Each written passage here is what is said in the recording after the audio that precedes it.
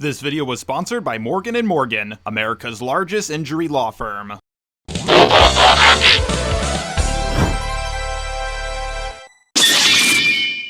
Seth the Programmer. A man. A myth. A person. I remember when I first discovered him, it was when I was a fan of SSJ Ryu. I was really big into power scaling back then, but most of the channels that did it were, pretty awful. But Seth's videos were, dare I say it, pretty amazing for the time. He had compelling arguments, a cool voice, and his editing was serviceable. I and many others thought he was a pretty cool cucumber, and we wanted to become friends with him. But as time progressed, more and more people started to find out Seth's aggressive attitude in his older videos was not just a persona.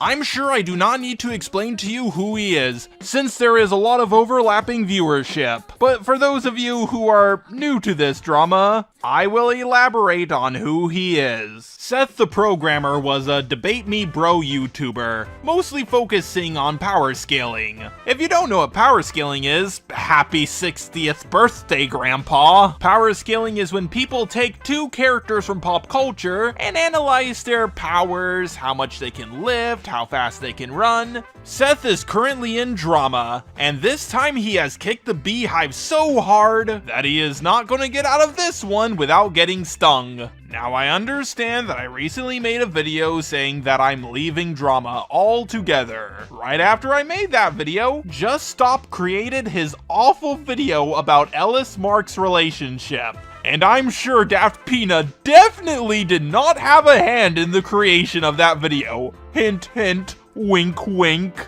Then Cyrus, a commentary channel with 1.5 million subscribers, told a 12-year-old girl that they wanted to cover them in motor oil. And motor oil is robot for, semen. Both times, I resisted making videos on those topics, despite really wanting to. But I have been involved with Seth the Programmer throughout my history on YouTube, so I have an obligation to make this video. I feel like when I left drama, everyone was like, "Oh boy, Jar is gone! Now we get to all act like idiots!" YouTube community, can I please leave without you guys going crazy the moment I stop babysitting you for 5 minutes? Now, Clyde was the main guy who made this drama blow up. And yes, I have had drama with him in the past due to Seth the Programmer. The good news is he recently apologized to me and said that I was right all along, that he is a massive failure, and that I can bang his wife whenever I want. Me being the alpha peak sigma male that I am, I just told him that there was no need for that, and I simply forgave him. Of course, I'm joking about some of that stuff. I needed to tell you in case you were, stupid. But do you know what isn't stupid? That's right, the sponsor of today's video! I had a company job until my boss accused me of purposely leaking company information. Even though I did it by accident because I was not using a VPN service in a public location. I better call Jar. Hello, I'm Jar Goodman. Did you know you have rights? The Constitution says you do. And so do I. I believe until proven guilty, every man, woman, and child in this country is innocent. And that's why I fight for you, YouTube community. Which is why I'm proud to be sponsored with Morgan & Morgan, America's largest injury law firm. So in retrospect, my reference to that one really good show that was a spin-off of another really good show really doesn't work. They have over 100 offices across the USA, more than 800 lawyers, all better than me, Jar Goodman, and over 4,000 case staff ready to fight for you. They focus on all types of injuries you fragile humans may face in your life. Like car accidents, workplace injuries, slip and fall, medical malpractice, and more. We all know how expensive healthcare is in America, so you definitely deserve compensation. And for you, Mr. Moral Man, there is no need to feel bad about suing, because you aren't suing the person, you are suing the insurance company of the person. If there's anyone who should be sued, it's insurance companies. Now I know what you're thinking, but I'm poor, and suing is expensive. Don't worry, because with Morgan & Morgan, everything, from the paperwork to the court hearing, to negotiations and to everything else, is all free! Unless you win, that is. So losing never felt so good. For more information, click the link down below, or go to www.forthepeople.com/justarobot. Thanks again to Morgan & Morgan for sponsoring this video. And now back to your regularly scheduled program. So I'm gonna go over everything Seth has done, from least serious to most serious. But first, I would like to go over my personal history with Seth the Programmer. It's not really that important, but it does add a lot of context, so I'll try to keep it short. So on my old channel, I made a video defending Kuro the artist from Seth the Programmer. Mainly because I felt as if though Seth was taking things out of context, changing what was said, and you know, other stuff like that.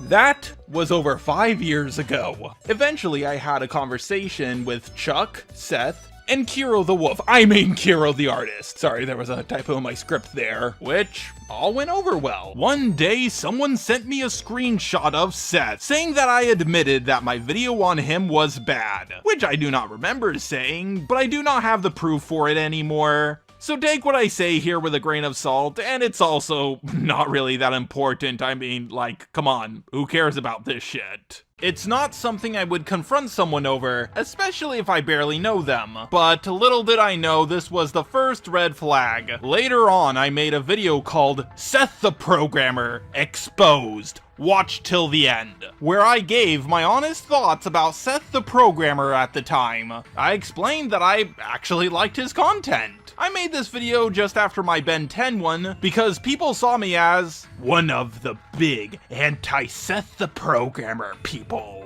I just really couldn't do another debunk video on the guy aside from my Ben 10 video. I just wanted to explain to people that after my Kuro the Artist video, I had no desire to debunk any other videos from Seth the Programmer. Even after looking through his full channel, I could only give some constructive criticism or point out some nitpicks here and there. I talked with Seth on Discord shortly after my video came out. He seemed to have a problem with me pointing out his minor mistakes. I explained to him that I thought it was no big deal and people make minor mistakes all the time, but that didn't seem to satisfy him. A lot of people in the power scaling community that I was mutuals with, like Vegito1089, told me that Seth was a grade A asshole. I started thinking to myself, you know the guy is aggressive in debates, but I don't think he's a bad guy. So I made a video defending him from Rolling Thunder Pursuit.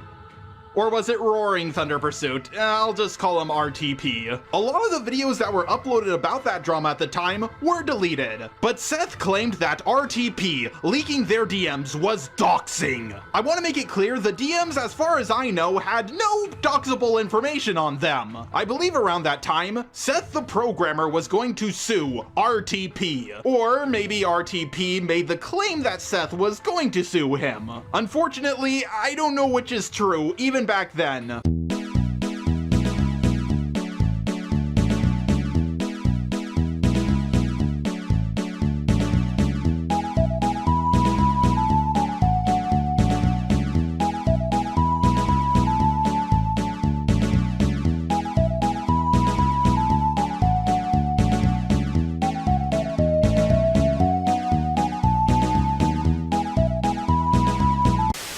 But Seth had a big problem with me bringing up the suing thing. Now, maybe Seth didn't do that and RTP just made the claim. I myself would be upset if someone made a false claim about me trying to sue someone. Going off script for this point, but I vaguely remember me screaming at the start of the call after Seth started yelling at me, "Seth, buddy, Seth, calm down, I'm on your side." I recently got back into contact with RTP. Apparently, the situation between me and him has has recently blown up again. And I wasn't aware of this at the time, but apparently the beef between him and the small commentary channels was already squashed before I talked about it. This was confirmed to me by both him and them. So please, stop bothering him about it. It was over half a decade ago, and I hold no ill will towards the guy. To be honest, I'm thinking about removing the videos about him and Teen Gohan Fighter, along with a lot of my older content. I just hate my old videos. Now you might start to be noticing a pattern here. I liked Seth around this time, but I felt as if everything I said or did was pissing him off more and more. Like I mentioned before, I had to scream at him after I uploaded my video on RTP that I was on his side, and that video was defending him pretty much the whole time. Eventually, I had to move to this current channel because my old one got hacked. Luckily, I got back into it. And a few years later, I made a pretty bad video on Swagkage. I also challenged Seth to a debate, but I gave up pretty quickly. I think I could have argued with him further, but I knew how it was going. He was going to win, and I didn't want to embarrass myself. My Discord got raided by Seth's fans. I had to deal with the drama from a guy called Splash who did like 6 videos on me. Talk about splash damage, am I right? I think Splash at one point sexually harassed one of my Discord mods in his Discord who was like 17 at the time. Splash tried to desperately claim it was his brother using his account. He even got a recording of his brother, Which was actually just him with his pitch shifted. and Webcam Parrot found out about that really quickly. This is really awkward, but I have to do this because I put my brother in a really bad position. I used his account to inappropriately message other people, and I'm sorry. I didn't need to hurt anyone's feelings, and now I've got him in a really bad spot. So, again, I'm sorry for anything I did to hurt you guys, and please don't take it out on him.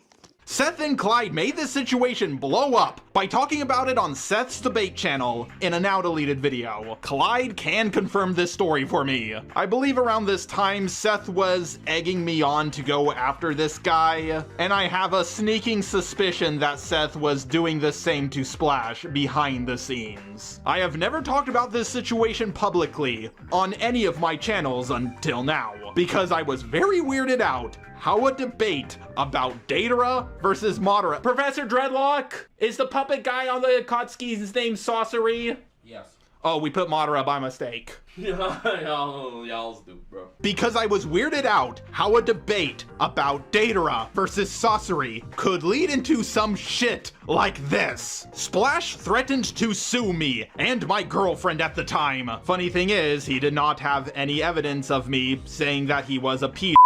It was other people in my Discord, but I didn't have a hand in it myself. After using the bulletproof defense of, it's a femophilia? He said I would have to pay him $2.5 grand a month, or he would sue me for slander. But here's the thing. If he wanted money, he would just sue me. To this day, he hasn't, and why wouldn't he try to get more money instead of trying to gaslight me into paying him $2.5K a month? But the guy was just a small channel, so I mostly just ignored this situation and moved on with my life. Years later, I was in the midst of the Toby / Hopeless Peaches / Prismate Luke / Creepshow Art drama, a rabbit hole far deeper than the Seth stuff. You can watch videos about it on my channel if you're interested, but I don't have the time to go through it right now. In the middle of it, I was approached by Noodles. He had a document about Seth accusing Surfbone of being a Bill Cosby. I can't say the actual word in fear that YouTube will demonetize me. It was the thing Bill Cosby was accused of that sounds like the word rap. An example of this is the Surfbone situation, where people like Aeroflame and Seth were privately recording calls and running with this false narrative that Surfbone was a rapist. Not going to go too heavy into details about this because Surfbone actually made his own video about the situation, and you guys should definitely go and check that story out after this. Link will be in the description. A brief summary of what happened is basically me and Surfbone were on a call with Seth inside of his private server, and Surfbone told the story of his first ever sexual experience to us. And basically, Surfbone and another girl got drunk on a camping trip, and she ended up in his tent later in the night and asked him if he wanted to have sex. And they did. Seth recorded this conversation without either me or Surfbone's consent, and then he uploaded the recording to a public chat inside of Arrow's server called the Thunderdome, and basically construed the whole event as Surfbone was having sex with drunk girls, thereby making him a racist. Needless to say, I thought this entire accusation was complete bullshit, and I actually debated Seth on the topic in my DMs, and got him to admit he didn't think Surfbone was an RIPIST, and that he actually just wanted to bully Surfbone off of personal whim, and even conceded to me that his decision to attack Surfbone was not because he was a RAPIST, but rather because he thought he was a liar, and also described his willingness to expose Surfbone as both a subjective and arbitrary reason to do so. I don't have to describe this to you guys very much in depth, but this just shows the character Seth has. He's willing to bully and attack you if he doesn't like you, and that's just how he is. He's always been that way, and he'll always be that way. Seth had actually talked to me in calls prior to the Thunderdome altercation where he told me verbatim that he thought Surfbone was lying and that he was a loser for doing it. I beat Seth in this debate and got him to apologize to Surfbone for doxing his face and making fun of him during the massive call and witch trial they did on Surfbone inside of the Thunderdome. However, I was really iffy about this doc, so I wanted to go through the evidence with a careful eye to make sure these weren't fake Discord accounts, photoshopped evidence, or anything like that. Unfortunately, Harley Weinstein TBS, the legendary clout chaser themselves, did a video about this before I had the chance to look through everything carefully. So I had to rush through with this video, and I was as neutral as I could be. I said things like, we should wait for Seth's side of the story, that these people could just be pretending to be Seth on Discord, that having someone's docs isn't inherently a bad thing, unless of course it's being used for malicious purposes. I also got sick midway through making the video. After I uploaded the video, I woke up to Seth and Clyde screaming at me on Discord. I was very confused and they didn't tell me that they were live streaming. I just woke up and I was still sick on top of that. Yes, I am one of those people who checks Twitter right when I wake up. I need help. Serious help. I know. I was really disoriented in the call. I was confused as to why Clyde was there and why Seth was so mad at me. I stupidly admitted to being, opportunistic. I really didn't know what the word meant at the time. I literally thought it meant someone who jumps on opportunities, not the more colloquial term. Colloquial. Did I say that right? I unlisted the video, but it's back up now. Go watch it and see how charitable I am towards Seth, and ask yourself, why would anyone have a problem with this? I was also in the middle of the Toby / Hopeless Peaches / Prisme Luke / Creepshow art drama at the time, and as Abraham Lincoln himself said, one drama at a time. A few days later, I got into call with Seth, and I admitted, I was pretending by the way, to be annoyed with Webcam Parrot and Noodles, roasting their appearance. Sorry, Webcam Parrot, I said you look like Gollum. And I told Seth I was willing to spy on them for him. My friend on Discord, Yog, yes, that is a reference to Yog Jasoth, helped me write a script for my follow-up video. I asked Seth to look it over, and he told me not to make a follow-up video, even though it was pretty much completely in his favor. And later when Yog asked Seth about the script, Seth just said, Jari's trying to revive the drama. He's so annoying.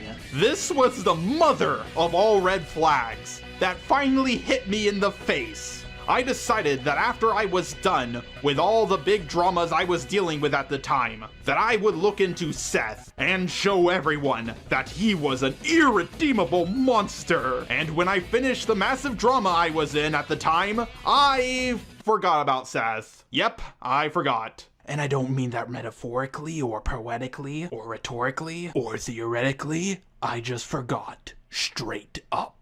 And I find the idea of how many times Seth was almost cancelled and avoided it absurd. Why on earth would Seth care about a video that was neutral on his situation? Why wouldn't he want me to make a follow-up video on it that was basically defending him? Well, I finally got an answer. He was guilty. Clyde uploaded a 3-hour-long video about Seth the Programmer, the same guy who was on the call with me defending Seth when my video came out. I'm a bit upset with myself for not pushing the situation more. Yes, I just woke up, and yes, I was sick, and yes, I was ganged up on by 2 people at once. who were both expert debaters while I was absolutely not one. I really like Seth's content, and I didn't want to believe that he was guilty. I was dealing with a lot of drama at the time, but I really shouldn't have cut down so fast. It was a red flag waving in my face. Why else would he freak out at me when 70% of the time I was playing devil's advocate? Now, Clyde's video on Seth the Programmer is good for the most part, but things are kind of all over the place. There's no timestamps for one thing. Now, just before we get to the accusations around Seth, there is no way he can bullshit his way out of this situation. Clyde talked about this, and he's one of Seth's biggest supporters. On top of that, his video got tons of views. I'm talking about this. Keemstar is talking about this. Daft Noodles is talking about this, even though no one gives a fuck about that guy. Mudahar, fucking Mudahar is talking about this. Shin Megami Tensei, play it! Now, before I go into the accusations against Seth the Programmer from least bad to most bad, I want to go over the accusations I went over in my previous video. But really quickly, if you want more information about them, well, you can check out my previous video on Seth the Programmer. It barely has any views right now because I unlisted it before it was even out for 24 hours. So what did Seth do? Well, he doxed people, such as Webcam Parrot and Noodles, who, by the way, did their own video on Seth, and you should check it out. You know how I allegedly doxed him? By him publicly commenting with his real, name on his Instagram under Clyde's shit when Leon looks at his fucking Clyde's Instagram and sees him commenting, bro. So yeah, that was literally Leon who did it. So, Totally bro, we whipped out the grabber link for that one. It wasn't his public fucking name on his Instagram on Clyde's DMs, bro. Not DMs, on his public post, with his face. Parrot, here's something that's interesting, by the way. Noodles might be interested in this as well. So, I thought Parrot was in on the Cold War, so I was starting to dig up information on Parrot, right? Mm-hmm.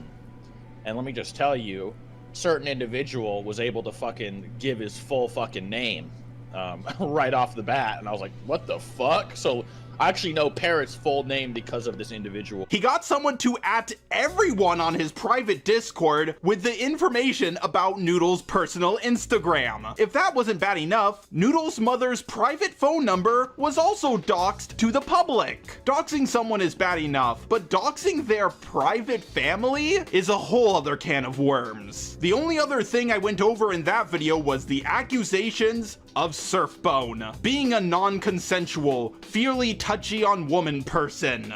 And the only thing Seth apologized to Surfbone for was making fun of their appearance, which honestly is the least bad thing they did to Surfbone. In the case where I made him apologize to Surfbone, he refused to acknowledge that he was wrong for anything else, and only said he'd apologize for making fun of his appearance, which was the bottom of the barrel things to apologize for. After he got Surfbone's face, he leaked it to a whole bunch of other people. And I think that's way worse than just making fun of someone's appearance. Let's not forget he recorded Surfbone without his consent. By the way, Seth records all the calls he has, every single one. And he will use it against the people he recorded. I can't even imagine the shit he might have on me. Now, the last thing I learned about Seth, which I didn't go over in my video because I didn't learn about it until years later, was that he apparently stopped paying the animator who was working on his Ichigo versus Naruto animation fight. While all of this stuff is bad on its own, I now learned that he was worse than I ever expected him to be. Remember my cancel tier list video? Seth has basically done almost everything on there, except for, I don't know, fucking a dead body, which is funny because his channel is dying. So now that we have gotten all of that out of the way, I'm gonna go over things Seth has done in a rough order from least bad to most bad. So the least bad thing he has done, and this is definitely not something you can cancel anyone over, unless they're hopeless peaches for some reason, is being a bad friend. I was thinking about skipping over this, but man, does Seth take being a bad friend to infinity and beyond. Seth will gaslight, lie about what's been said, and constantly talk shit about everyone behind their backs. I would not have helped Clyde and Chuck make a career. I could have done everything I've done now without any of those losers, so. He's done it to me, Clyde, Parrot, and many, many more. Yeah, he's talked shit about me behind my back, but we weren't really that close. And let's be honest here, I can be a bit of a spurg, but a lot of these guys, especially Chuck and Clyde, were extremely close friends with Seth. Granted, I was a bit used to this aspect of his personality because, well, he's an asshole. But sometimes he would do things that just went way too far, such as harassing Chuck up to the point where he left the Discord multiple times. He tried to set up debates against Chuck along with a lot of other people by, well, of course, using other people. We do need Clyde versus Swag, man. Oh. But I'm not close to Clyde anymore, so I can't instigate it. On topics they were of course not knowledgeable about.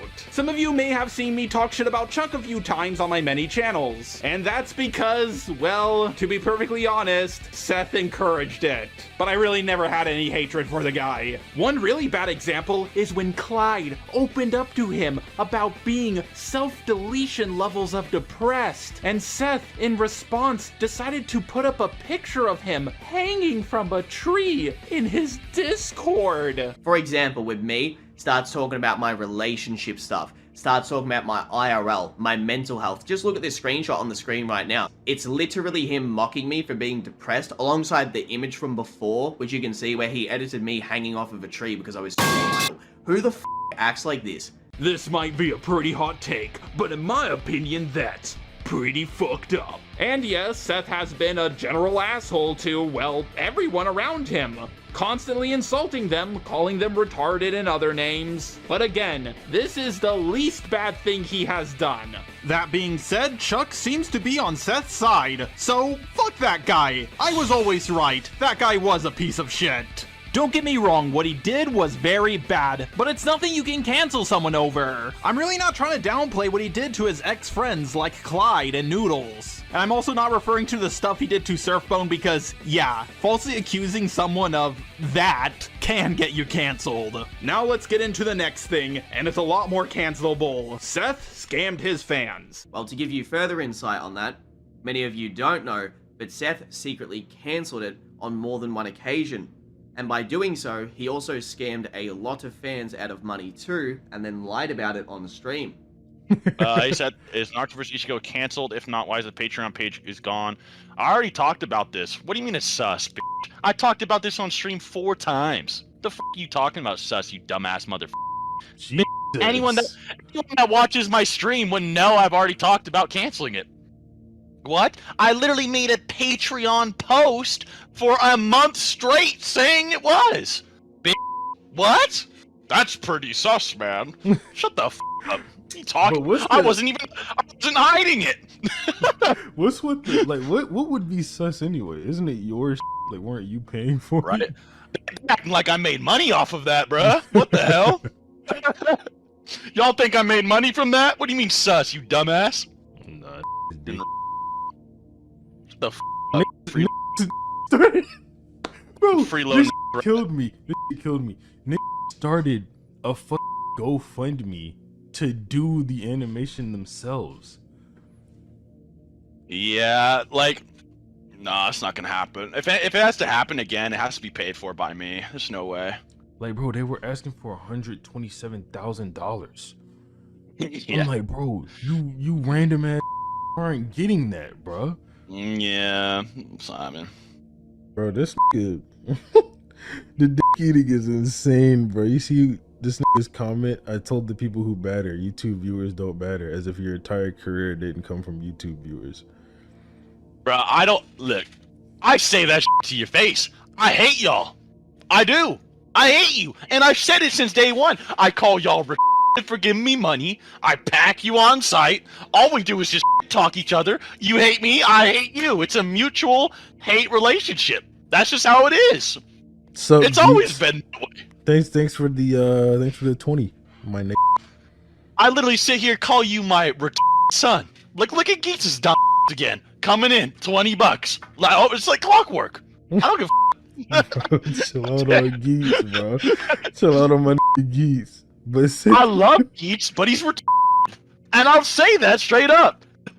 In my opinion, my fans don't owe me anything. I am where I'm at today because of them. If I did not exist, they would watch someone else. YouTubers are not kings or knights or anything like that. They are just jesters here to provide you with entertaining videos. As mentioned before, Seth brought up for a while that he was working on a project which was an animated fight between Naruto and Ichigo. I'll show a few clips for you guys on screen and yeah, it's pretty badass.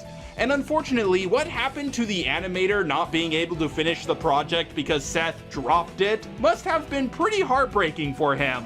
But Seth canceled and tried to quietly drop this project twice, claiming that the Patreon for it only made $1,000, which I can tell you, based on what I get and Seth's channel size, that's complete bullshit. Clyde was able to gather 2 recorded calls from backers, saying that they individually each gave Seth $2,000. And then on stream, when he was like, oh yeah, the Patreon hardly got any money, I was like, bruh. Me, Billy, freaking Thomas Azrael White, like we all put in a ton of money in this. Like, How much? You guys. How much did you contribute? Because you used to have a pretty frequent, like, you had a consistent job at that time, didn't you? Yeah, I was working warehouse, working like 90-hour weeks. I was busting my ass.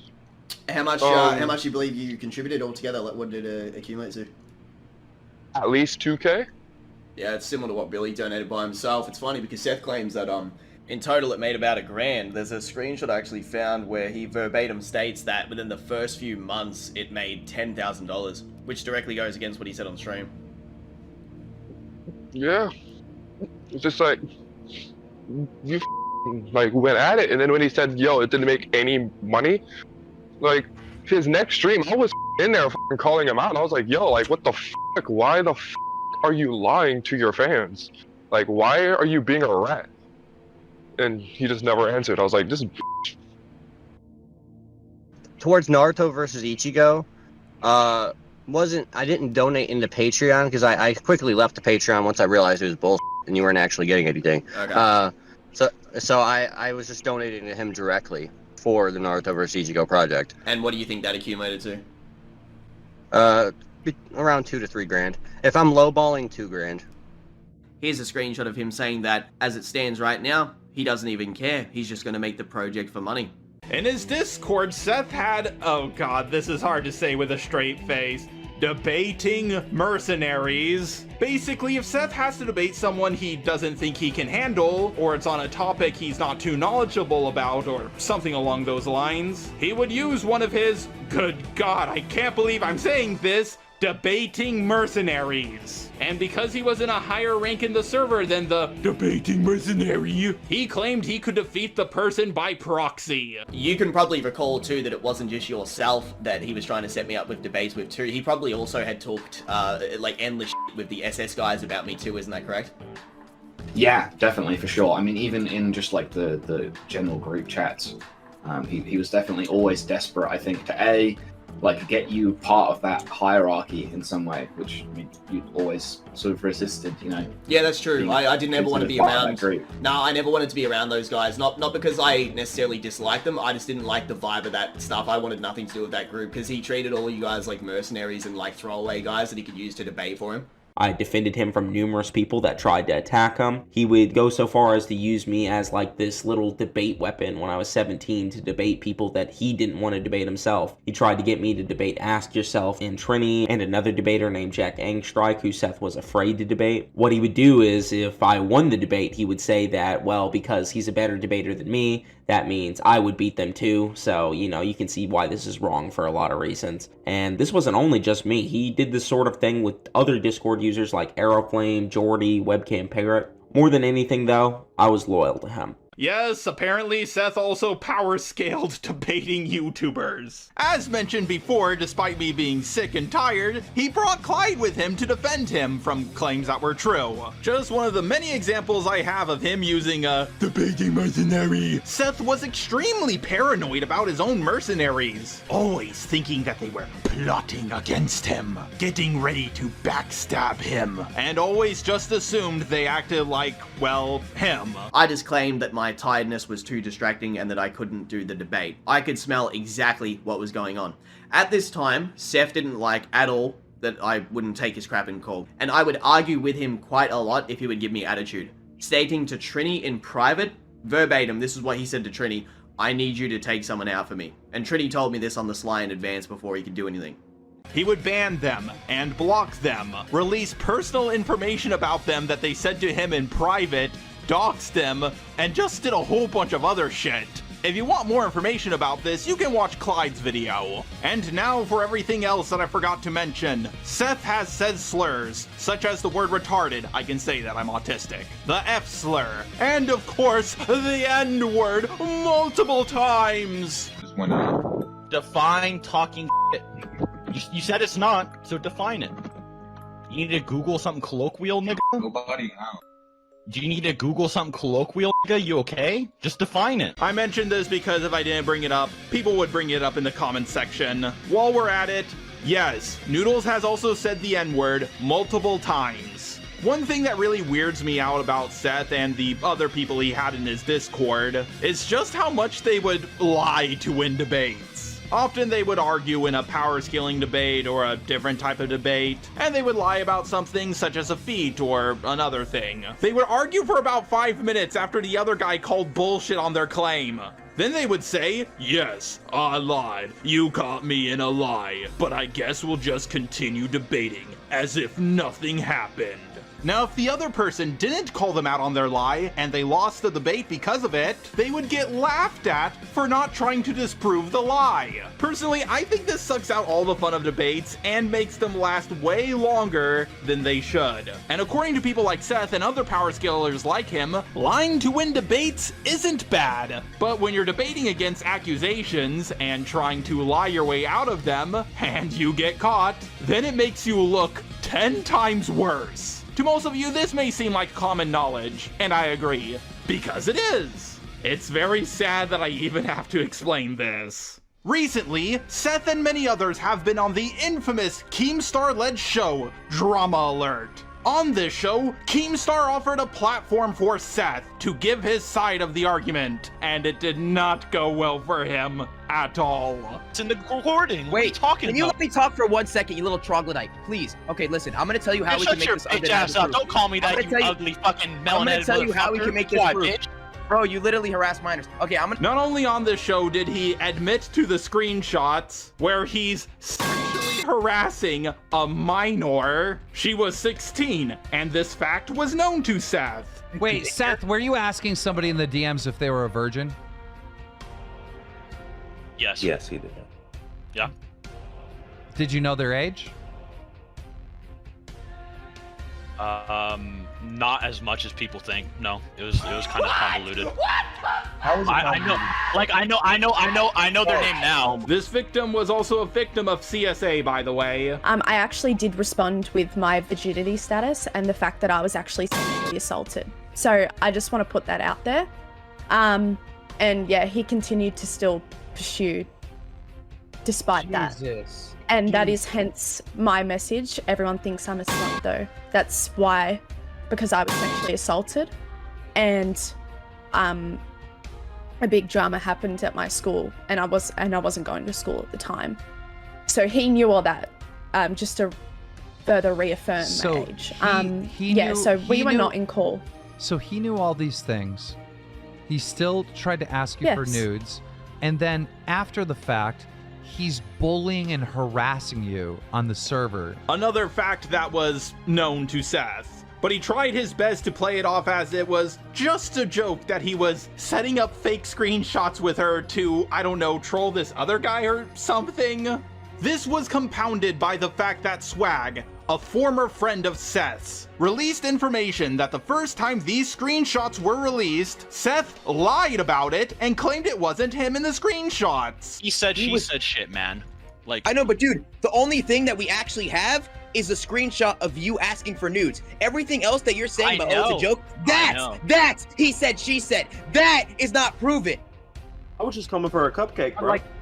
But like when you have to clarify a situation, it's complicated because I'm not fucking like racking up screenshots on one day. Then why'd you tell me it wasn't you? Still, Keemstar throughout the stream seemed unimpressed by Seth's argumentative behavior. How are you trying to justify asking a 16-year-old for nudes by saying that you also verbally abused a 16-year-old? That's not at all what I was saying at all. I wasn't That's just. what it sounded like to me, bro. No, the justification was. What? What the fuck are you talking about? What the fuck are you talking about? You just said that you did this. You just said it, Seth.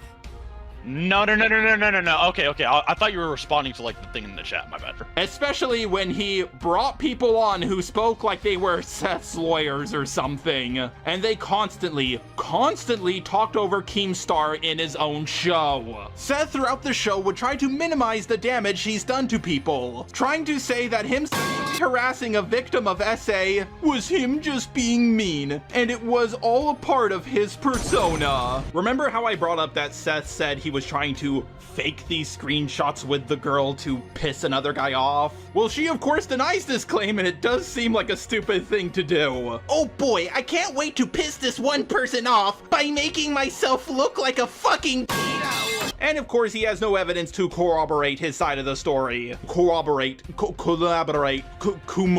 this word. Throughout the interview, Seth claimed that the screenshots involving satire, the name given to the aforementioned 16-year-old girl, tried to point out that there was a missing message. However, Satire explained that the messages she removed were actually because it was her explaining her, assault. Seth literally tried to use the fact that a victim of SA didn't want to announce to the world how she was assaulted as a weapon against her credibility. What the fuck? In the stream, Seth also admitted to the screenshots involving him and a 16-year-old German boy to be real, with Seth asking the kid to stream themselves sleeping, and the kid saying naked or clothed, to which Seth answered naked. Normal behavior, I'm sure. His justification for being a morally abhorrent person was that he grew up on the internet and Xbox Live chats, and we're meant to believe that this is a reasonable excuse for his actions. Many people have grown up on the internet and have played Xbox Live, but they don't all end up sexually harassing minors. Only most of them do. Hearing him admit to being a sexual harasser but not a pedo, and then hearing Swagkage scream, "But she was a kid!" might have been the greatest thing I've ever heard in my life. My consistent case, I said she was ugly, talk shit about her, try to make her mad. That's my only fucking legitimate case. That's all I care about. But that's if you want to say I did it, I don't give a fuck. That is harassment. So you know what, chat, say Seth is a harasser. Say it. Go ahead. Not a. But she was a kid! So it is. No, it's not. Now, the final accusation against Seth the Programmer is the amount of people he has pushed towards the act of self-deletion. Now, sure, people like Clyde or Satire and tons of other people could theoretically be lying and gaslighting this up. I mean, come on, this is the internet. Can't people just turn it off? But here's the thing. The internet is part of people's lives now. Telling people to get off the internet nowadays is harder than it ever was before. And when you combine that with doxing, swatting, and other stuff like that, unplugging just doesn't work as well as it used to. Getting off the internet wouldn't have stopped Noodles from possibly getting fired at Little Caesars. God, I can't believe he works there. Or having his mother called by people who hate him. Seth holds grudges and harasses people to a level that I have not seen since I dealt with the Heather Pack, and that was over 8 years ago. See the 2 videos about my past if you're interested in what that is. Now, I know what some of you are thinking. Sure, you got some evidence on screen. There's Clyde's video, Noodles' video, and a few other videos out there. But I've seen Seth's video defending himself, and I agree with it. Now, granted, looking at the likes and dislikes, you're, definitely in the minority, but that's just an argument ad populum. It's a complete fallacy. Just because most people disagree with you doesn't mean you're in the wrong. Now, I would love to go over Seth's video and point out where he lied, twisted the situation, tried to discredit his opposition, and just did whatever he could to gaslight his audience into believing that he is innocent. But before I do that, I need to go over the call with Keemstar, Seth, Clyde, Noodles, and a bunch of other people, including Swagkage. Trust me, it will add a lot of needed context to Seth's video. The stream starts with Keemstar going through the list of allegations against Seth. Which is lying, stealing money, recording friends without permission, sexual harassment, sexual assault, blackmail, doxing, DDoSing, swatting, manipulative behavior, grooming minors, activity, making fans eat poo for mod, phobic, ableist threats, and there was more, but they don't fit in the goddamn tweet, people. They give their side of the story, but Keem makes it clear that this is just the stream, and the receipts are in Clyde's video. Guys, if you want receipts, we're not going to do receipts here. I'm just trying to, because, you know, Clyde uploaded a 3-hour video with all the receipts, right? So I'm just trying to get a condensed story of events here. They talk about Seth making one of his fans eat poo for a mod role, and PackGod, a friend of Keem, pushes back on the allegations. Trust me, this will be important later. Apparently, there is proof of this. There's a video of one of his fans eating feces in order to get a moderator on his channel. Can you guys want to speak about that? Do you know about the situation? Yeah. So I seen like stuff to do with it, and I seen another one Noodles. You might know this one was there. Guys, I think Ice Welcome something like that. Like, yeah, there was a lot of crazy shit people did for mod back then. But this one in particular was a mod named Cheese. Or he didn't have mod before, but Seth just told him to do it, and he did a mod, and he just did it. Like, he actually just posted the video and everything. So. I want to bring PackGod in here for a second. PackGod, what are your thoughts on this? All right, racist, homophobic, ableist, death threats, threats of violence. No, but my first thought is, who would eat poop for a Discord mod? Like, bro, you would pay me 50K to eat poop. I'm not gonna lie. Yeah, we told someone would do it for a mod. It was more than that, bro. There was like one of the mods ate like 2 Carolina Reapers just to a in the voice chat, bro. That pretty much like could have potentially himself big time with that. Yeah. You know, this community, the commentary community, they always want to talk about power dynamics, all right? There's definitely some power dynamics going on if your YouTuber with 1 million subscribers is making fans eat shit, stick ice cubes up his ass. Was it a kid? Was it a kid? Yes. He was an adult at that point, but still doesn't really change much. There's still a high power. I mean, okay, listen, this may be completely disconnected from the whole problem at hand, but like, if a grown-ass adult eats poop to get Discord behind a server, I mean, who's really more to blame in that situation? I mean, like, yeah, it's fucked up to say, to like tell you that, but also at the same time, you're a grown adult eating shit for a Discord mod. Like, you know, talk about power dynamics, bro. Like, if fucking God told me to eat shit for a Discord mod, I would literally say no. PackGod also questions them on why they would keep working for Seth if he was as bad as they claimed.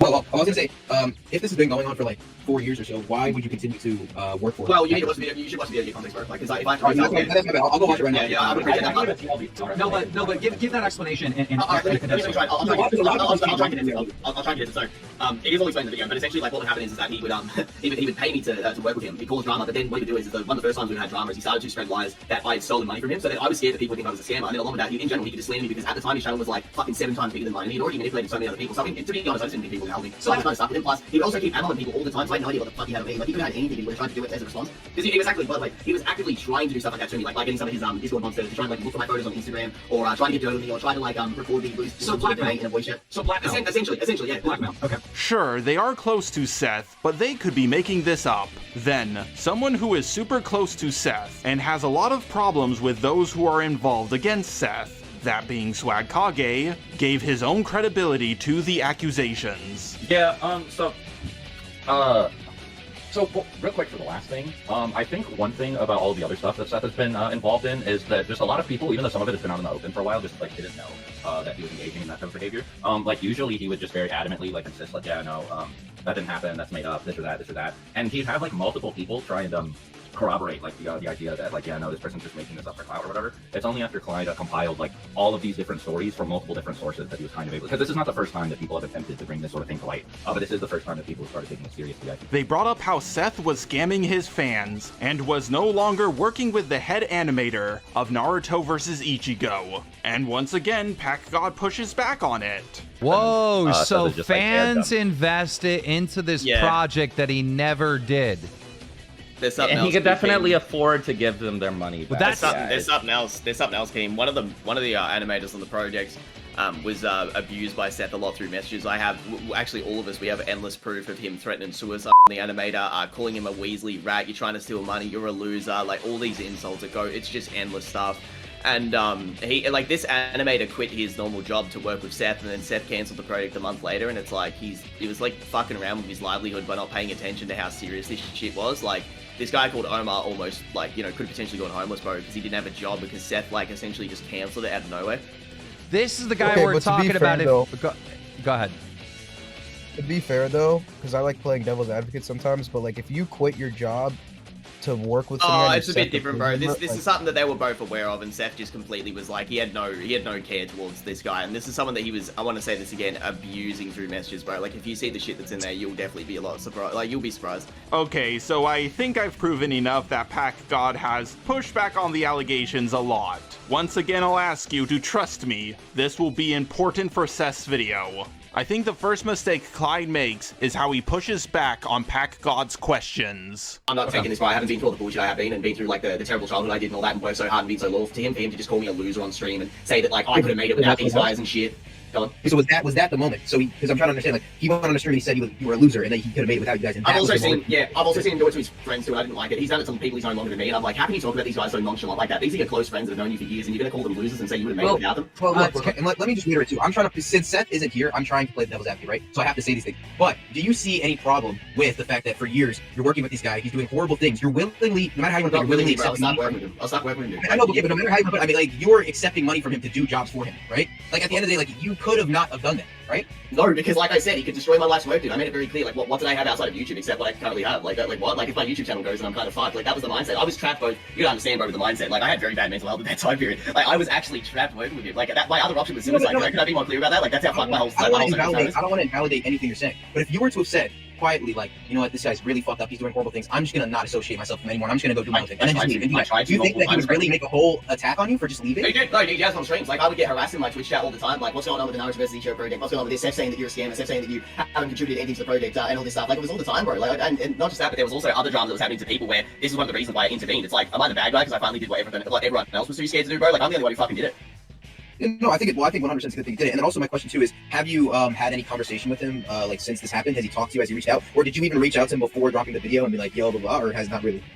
In general, we've had this one sort of drama anyway, nothing's going to change, bro. Like, I want to stress this to you again, you need to watch the videos before we just get to do this. Like, there's a lot of context you're missing, so you can get a better understanding, because if I sit here and argue with you, like, the positions aren't being, like, conveyed properly, because you don't understand the nuance. Calling him bro that way, and telling him that he doesn't know the nuance, could make him look a little petty to the people watching the stream. Now, I can perfectly understand Clyde's frustrations, and this is a live stream, not a properly edited video. It may feel like to Clyde that Pack God is defending Seth a little too much, and Seth is the main person who has hurt Clyde. Now, I want to make it clear that I'm not saying that Clyde is petty. I'm just saying he may look that way to a few of the people watching the stream, which are the people he should want to convince to come to his side. But as I said before, it gets way worse from here. Clyde, Noodles, and the others go on to say that they don't want people like Arrow or Six to join because they are Seth's defenders. And when Arrow Flame joins, all hell breaks loose. Arrow, the chat has been spamming for you. They want to hear from you. Are you the Seth the program defender? I'm not exactly a defender. The reason that I'm wanted here is that I'm unbiased towards everything. I see shit, you're not fucking unbiased. You're not well, you see how the news is already yelling and trying to fucking do all this. You don't like giving any context. Alright, just let him give you a lot of facts. Whoa, yeah, just let me talk. Alright guys, time out. So Arrow tried to talk here. Noodle went nuclear on Arrow, said, hey, look, you're not unbiased, but we gotta hear Arrow's point of view, so go ahead, Arrow. Yeah, you can fucking so once again, right, people will know. Seth I can even show you, Seth had to just add this account that I've had for over a year and a half, because I haven't been talking to Seth. Right? So the whole thing about me being biased and I've been writing him for the longest time is simply not true.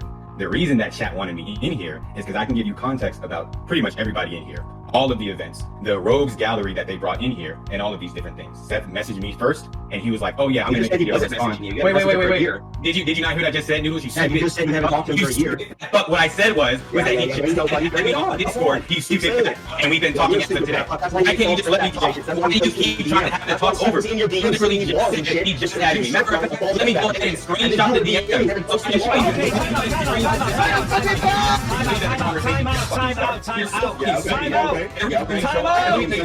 Noodles has been trying to hunt people down. He's been trying to cloud chase off of for years. This nigga is up, man. Noodles is some fucking. Wait. Time out. Bro, what expected? Time out, guys. Time out. Now, a lot of you might be thinking, are debates in the power scaling community always this toxic? To be honest, this is one of the nicest and chill debates I've seen from them. They all must be having a good day. Arrow does what he can to make Noodles and Clyde look bad. He also defends Seth a little right after he said he wasn't on Seth's side. The problem is, for the 10+ minutes he is on, it has almost nothing to do with the allegations at all. This is just a theory I have. have, nothing more. But I think he was working with Seth and did what he could to discredit his opposition. So I'm gonna be skipping a lot. I think there was this guy who came in named Tryharder or something. I think he was on the side of Noodles and Clyde, and he just kept on talking in this demonic voice and got kicked. But then it was time to bring Seth onto the call, and Clyde started flipping out. This is not something that was agreed upon coming into you, but I came into you for an interview. No, wait, let me talk. Let me talk. Let me say something. Go ahead, back up. Go ahead, and then I want to talk. Go ahead. Listen, if you want to go on YouTube and make a 3-hour video calling out someone's bullshit and saying, It's completely different. wait, there's nothing wrong with doing that. But when you have the opportunity for them to come in and talk to you and defend themselves, you can't just say fuck you. Like you have, like that's your responsibility. Then Clyde, you have. Let me talk, please. Clyde, you have to. You absolutely have to. You uploaded a 3-hour video. Like you're the one. I don't have to be edited. This is not what we agreed upon coming into here. I know you didn't. You don't understand. You guys don't understand the nuance of like why I wouldn't want to speak with him, bro. Like he's manipulative as fuck. Okay, let me finish. I understand we didn't agree upon that, right? But I definitely wanted to interview you and get your side of events and whatnot. And yeah, but we not need. you. That was never agreed upon, bro. I know you can't cut me off. Why are you running from him? Hear me out. We have to let. We have to let Seth. He's not running from me either. He's just refusing. He just doesn't want to talk. No, we have to let Seth defend himself. Why? It's a retard. Seth is getting hit with everything under the sun. He's got to defend himself. We have to let him defend himself. Yeah, I'll reply to his video. How does that sound? I never agreed. There's a reason Clyde doesn't want to do this. Firstly, Seth does have this like manipulation factor that you guys are not considering. Seth is like hold on. Keem and Pack are here. Keem and Pack are here. All right, we're gonna play a judge. All right, like we're not gonna let any bullshit happen. It's not just you two. Me and Pack got this. Wait. You can attest to the fact that, for one, I literally have never met any of you in my entire life or have any reason to be biased towards anybody. But I'm tired of people saying, like, oh, I'm not going to let this guy talk because he's a manipulative person. Like, that doesn't mean anything. He can talk, but the problem is I do not want to speak to him. I want to be clear. I'm not comfortable speaking with him. We're here. You understand that the second he joins, he's going to be saying shit about you and denying the shit you're saying. So it's going to make you look like an idiot. That's not exactly what it is. Imagine like a victim being a cast with a Wow, it's almost like that happens in court cases all the time. Now, some of you might be thinking that comparing Clyde to a victim of rap, but with an E at the end, is a bit extreme. But stuff like this happens in the power scale debate community all the time. Do you recall that splash guy I brought up at the start of the video? Because I used Swagkage in a title of a video, he thought he was going to be in it. No, I don't know why anyone would think I got someone as big as Swagkage on my channel with how small I was back then. He compared me, quote unquote, tricking him, even though it was a debunk video on him, a really bad one, but still a debunk video, to fucking murder. When you really think about it, the debate power scaling community is kind of the opposite of the drama community. Lying is okay, along with doxing and everything else. It's strange. But yes, Clyde and Noodles acting the way they do is making them look bad to the chat.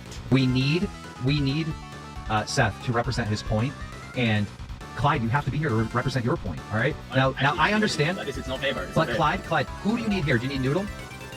Noodles is the main person. Okay, so if we can get Seth to agree to let Noodle stay, will you be here to confront him? You have to confront him. If you want, Clyde, you have to.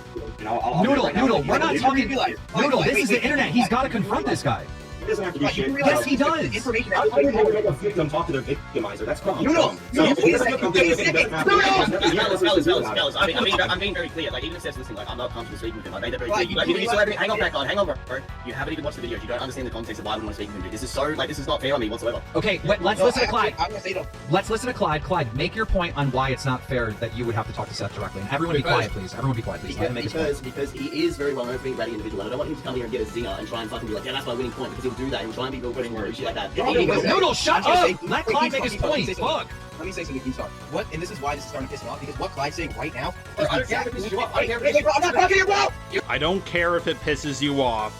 Really, Clyde? You have Seth in the palm of your hand, and you acting like this is going to let him get away with some of it. If you don't care, then you shouldn't have uploaded the video in the first place. Now, maybe I am just salty towards Clyde because of the call I had with him and Seth, but let's say hypothetically that Pac God turned against Clyde and no longer believed him, and then Keemstar did the same, and they also joined Seth, which could have also gotten Mudahar to join him. Seth could have manipulated the situation and got away with most of what he did, and the allegations wouldn't work on him the same the next time. I can understand why Clyde doesn't want to confront Seth in this call. He was just expecting to have an interview with Keem and not have Seth come on. Granted, Keemstar brings on both sides all the time, but maybe he's just not familiar with his content. And if you're gonna say, well, I don't care if Seth gets away with everything and everybody else joins him, making him more impervious to the allegations, then you're a dumbass. You said shit that could potentially ruin this Seth person's entire life, his entire career, everything. It can all potentially be ruined. So when you do that, when you put that out, and I'm not saying that what you said was wrong, but you have to be able to stand here and let this person, who you could potentially ruin his entire life, come on here and say his piece to you. How are you gonna virtue signal like this when you don't even know the fucking context? You're such a retard, dude. Like, it's just no shit about it. You're actually so disappointing to listen to talk. Like, Keem's being smart as fuck. You're being an actual idiot about this. You don't even know who the nuance is. We should let this fucking come on stream to defend himself. Sure, yeah, okay, buddy. And then we should let the person that he mentally abused. I don't care. I don't care what you say. I believe that every person should get a chance to defend themselves. Everybody should be able to defend themselves, bro. Everybody should be able to defend themselves, bro. Bro, you don't think someone should be able to defend Everybody shut up! Everybody shut up! Everybody shut up. So this was actually my live reaction to the call at the time. Oh my god, Seth is going to get away with everything. With how much Clyde and Noodles are mishandling everything. Oh my god, look at the chat. Everyone is saying L Clyde. Unless Seth comes on and does something really stupid, he will get away with everything. Have a conversation with the guy. All right. Have a conversation for entertainment for you guys, bro. It's literally, bro, this is a setup, King. This is so unfair. Like, I thought you were being a genuine. Wait, am I wrong? Am I wrong? Bro, you're calling it my whole chat is. Bro, listen to his Clyde. Listen to him. Go interview him then, dude. Clyde, my whole chat is calling you L Clyde. L, Clyde's a pussy. Clyde's lying. Clyde's afraid. Dude, come on, bro. I'm not giving you bad advice. I don't really care about the pressure. Yeah, but I'm not giving you bad advice. I don't care if I get harassed. I think you need to understand. Like, I didn't agree to this initially. I thought you were giving us a platform to talk, and then you obviously do it with him in a separate fucking stream. Like that, this is not cool. I was not aware of this. No, because at the end of the day, bro, we're trying to get to the bottom of this as quick as possible. We want to get to the facts. And we don't want to just hear you guys go back and forth for fucking years. Like, bro, no, bro. You can't just call someone a fucking out, try to ruin their life, and then be like, oh, he doesn't deserve to talk to me because he's like toxic or something. I never said that. I never said that. Calling a call with a person you just accused a setup will always make you look bad to those who are uninformed. So it may seem like Seth is going to get away with all of this, but then he fucks everything up for himself. Oh, I almost forgot. One of the guys who made the doc on Seth, Try Harder, comes on. Remember the guy with the demonic voice? Well, he fixed his mic and just made everything worse for Clyde and Noodles. You brought this person back on? The robot voice? He's my Try Harder chicken mic. I actually managed to fix my mic, so I guess it's good now. Okay, so Try Harder's here. What is the point that Try Harder wants to make? Go ahead. Oh, right. So I was basically one of the guys that made the document with Abraham and Fax. And I was essentially just talking about... Wait, hold on, because somebody's yelling me. I have to actually say what he's saying. Okay. Stream dead air. Listen, I want to get Seth in here, so I want to get Clyde and Noodle to give their final points and their closing statements because they won't talk to Seth directly. I want to get Seth in here, have Seth represent his side of the story here. Try Harder, you are on Team Noodle and Clyde, I imagine? I'm on the right team, right? I'm not on the, goonery. Okay, well, what's the right team? Well, I'd say Clyde's team. Okay, so give us your perspective that we're missing. All right. Well, you'd have to wait just 2 seconds. Okay. He got kicked from the group. Don't add him back. Yes, please wait till I reply to a message and say things like, I'm on the right team. Why did you guys bring him in the first place? Was it to troll Keem? Well, that's a dumb idea. Clyde leaves the chat after getting one last zinger in at Keemstar. Well, I'll just add my point. He can say whatever he wants on stream and stuff. Like I'll just repeat it when I reply a second time, because if he stumbles, then there's plenty of shit I can just go through and clear up, so it's all good. Like I said, I appreciate the platform team, but I wasn't expecting this. I thought we were just gonna talk and then you would tune in separately or something like that. But I wasn't come up here to have a shit show for your entertainment. Well, it's not just my I entertainment. mean, it's not just for his entertainment. It's for the story. It's to help provide a platform for society. Okay, so get his story separately then. That's the thing. Like, aren't you guys on recording? Seth the Programmer joins the call, and believe it or not, he does a good job defending himself at first. Ladies and gentlemen, on the program now, the main character in this story, anime YouTuber with almost 1 million subscribers, Seth the Programmer, is on the show right now. So for a lot of the shit, I need to make a video. Because like I think some of it needs like context. I don't think people are just gonna fucking believe everything I say. Like, well, you're not gonna have receipts. The only thing go ahead. You're not gonna have receipts in this conversation, but this is just for you to like, voice what's going on. Go ahead. And I think like that was a lot to take in. You just mentioned like fucking 12 crimes against humanity I just committed. So like we kind of have to go over like one by one, and then what we all think about it. But I think the only one that really bugs me is like the pedophile thing. Like I think like being a fucking asshole or a liar or whatever is like it's like character defamation a little bit. But it's like most people think I'm a fucking asshole anyway. So I don't know. Like I never like tried to like I wasn't. You know what I mean? So that kind of stuff doesn't really bother me. And like our community, I mean, you just listen to 2 of them on the stream. Right. They are insane. I mean, it was not just me. Like, it's the whole fucking community. I'm just the most popular one, right? You know what I mean? And if anything, I'm a little bit more reserved than they are now because, I don't. That's why I was like, yeah, maybe, Aeroflame's on my side. Maybe don't get Aeroflame and Noodles in here because they're not professionals, right? They're not doing this like a business sense really. They're just from that community and they just kind of represent it like in a raw form. Nothing's gonna be discussed. But I'll just say this. I don't know if you guys can share this around a little bit, but this doc is just the doc. It's just old news. Like, Six and Swag can attest to this too. This is not new. Like, this is something that was brought up like a year or 2 years ago, and we had like a full, just like 2-hour breakdown of us just explaining why it's bullshit. Yeah, can I say something about this real quick? Yeah. Yeah, because this is relevant to me. This is something that I'm pretty sure, like Seth said, that Six also knew about. I was like kind of vaguely aware of it, and Seth talked to me about it. How long ago was this, Seth? It was like a year or 2 ago. Yeah, it was something like that, and I was just like, okay, so I don't think that this when is, you say, just like, this isn't real. let me ask you a question. When you say it's bullshit, what do you mean by that? Like, were you engaging and like flirting with like a 16-year-old when you were like 20? Is that true or not? No, it's not true because like one of the things, let me get like I'll give you an example of the way I used to just talk to people because I was about like 19 or 20-ish when this was happening. So I think a good thing to realize, just being completely realistic is I didn't really like grow up on the internet. I kind of just like grew up like on Halo, Call of Duty, maybe like when I was younger. Yep. And so like when I was growing up the internet, like and this is what most people have to like kind of growing up the internet, they have to like kind of learn is like, you're no longer allowed to just like shit talk, a 15 or 16-year-old or say crazy shit anymore. You know what I mean? It's like you're kind of like learning like boundaries, and it's not like me hitting on them, like me like trying to like sexually get with them. It's almost like you're not allowed to even make like shock jokes. You know what I mean? Seth tries to subtly suggest that it's his community that is the problem, and he's only being outed because he's the biggest one. He also plays to Keemstar's biases by saying things like, "You can't shit talk like you used to on the internet." Something I think Keem would agree to all too easily, but I think Seth's quote-unquote shock jokes are so out there that not even Keem thinks they are okay to say. Have you seen what he said? He's literally putting this in the text. Okay. Yep. You can put it on the screen, go ahead. Alright, so Seth, the one being accused of every crime a YouTuber has ever done, got outed for basically saying what you are reading on screen right now. Wow. Okay. Yeah. So you made... And that shit I would say to... You made a very edgy joke.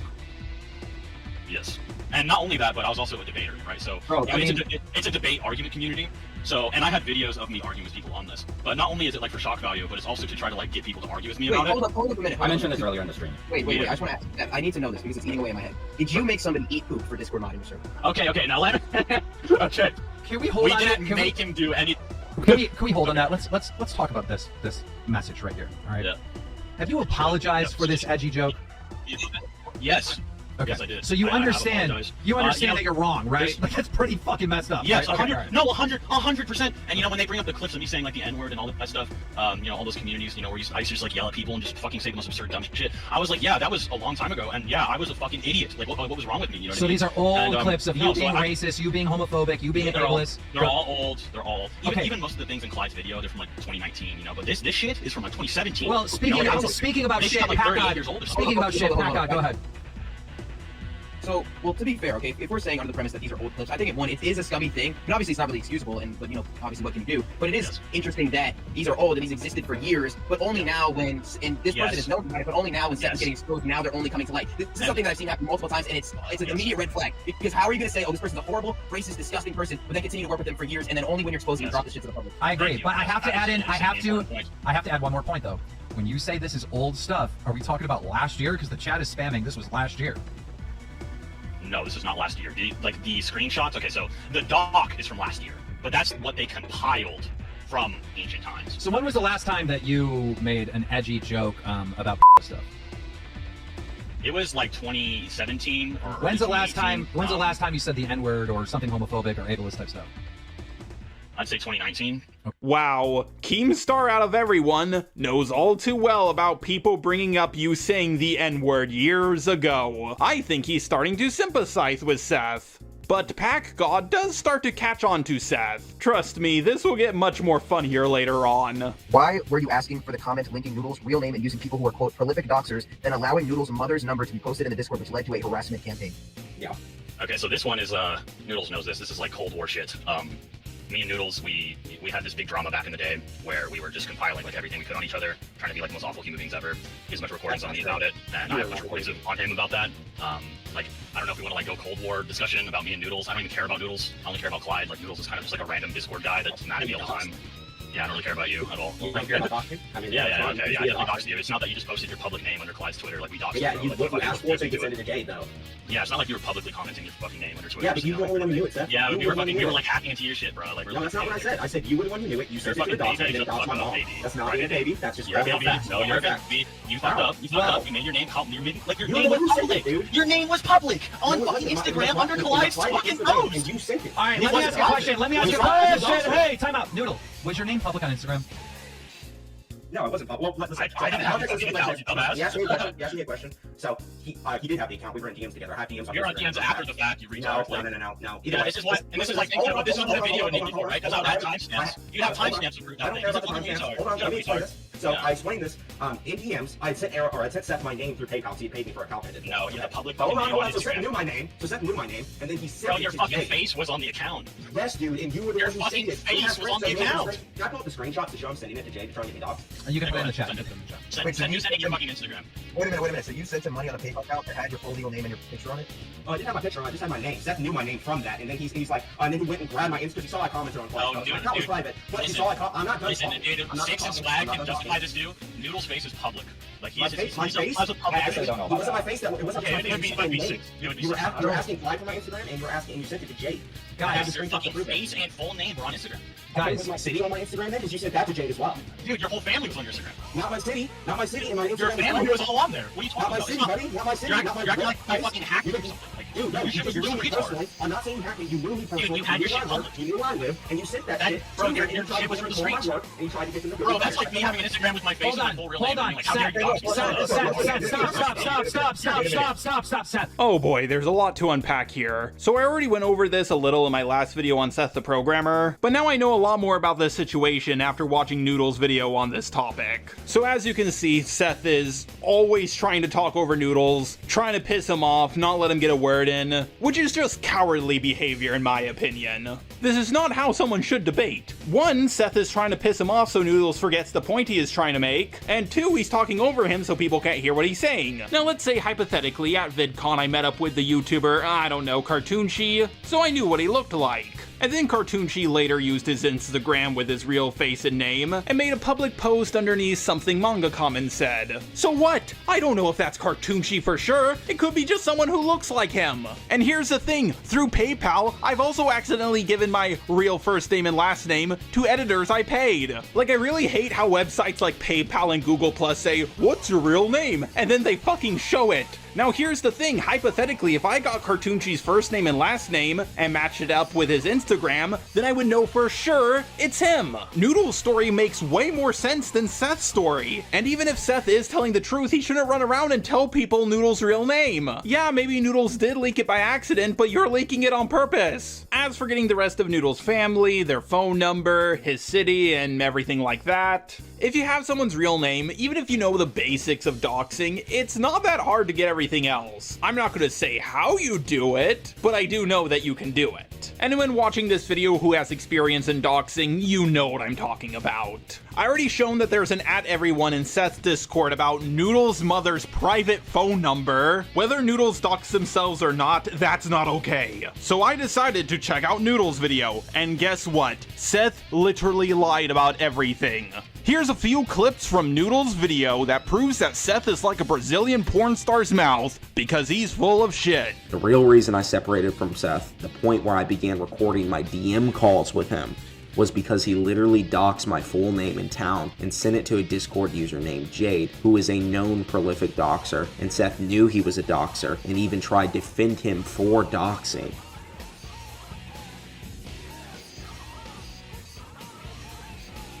Dude, you know how I allegedly doxed him? By him publicly commenting with his real name on his Instagram under Clyde's when Leon looks at his Clyde's Instagram and sees him commenting, bro. So yeah, that was literally So, bro, we whipped out the grabber link for that one. Like, it wasn't his public name on his Instagram on Clyde's DMs. Seth also tried to blame this other doxer named Leon, who is friends with Jade. Seth and Arrow claimed Leon was the one to send my Instagram to him. This is a lie, and Seth is using Leon as a scapegoat because here are the DMs between Seth and Clyde that shows Seth was the one who was asking for the post I commented under with my real name on it. This proves that Seth did not have the information and was intentionally looking for it so he could send it to Jade to get me doxxed, and even if it was Leon who ended up being the one to send it to Seth, that does not justify Seth making a whole plan to dox me and get me fired from my job. Yes, Noodles, we had beef. We were scheming against each other. But bro, I'm not Eisen. I don't control everyone or some weird They do what the do, okay? You can't label that with me. Okay, confirming that Leon was trying to get Noodles fired. Wow. Leon was trying to get Noodles fired. Crazy. They hate him. Not my doing. The second clip is Seth literally admitting that he was digging up information on Parrot. No. You know, okay, so you know what this is? I wasn't digging up anything on Parrot. Oh, I thought Parrot was in on the Cold War, so I was starting to dig up information on Parrot, right? And let me just tell you, a certain individual was able to give his full name. Is that you guys will notice I use screenshots from this deleted user AD0ED2C2. Some of you may question whether or not this is Seth, but as you will see in all of me, Clyde, and Surfbone's videos, all of which are linked below, we all have our own separate DMs and messages with this account that are all seemingly Seth. Well, just to prove it even further, I found a screenshot of the Mike Tyson versus Bruce Lee thumbnail Seth had sent me. You'll notice the date Seth sent me the message was on February 21st, but the date the actual video was uploaded was on March 5th, 2021, 12 days later. Another way I can prove it is that Seth had actually paid me through PayPal in these DMs when I did a calc for one of his videos a couple years ago. I actually went back in my PayPal transaction history and found back in 2020 when Seth the Programmer sent me $40, which corresponds to what Seth also sent me a DM. So yeah, these are me and Seth's DMs, and he can try and hide from the fact all he likes. He might try and claim we photoshopped it, but what's funny about this is that Seth actually tried to get Jade to photoshop some fake scans before as well. But yeah, just to go ahead and clarify, I'm not a Photoshop master or something. Didn't fake any screenshots or recordings. I literally took screen recordings on my phone. And a couple other things, Seth tried to claim I was trying to extort him on stream, and I'll just go ahead and debunk this. In the clip that Seth references, there is no context to suggest I'm talking about Seth whatsoever. This is just a random out of context clip Seth recorded when I was in call with Bleach Hub, where I made a joke about extortion. Dark humor, I know.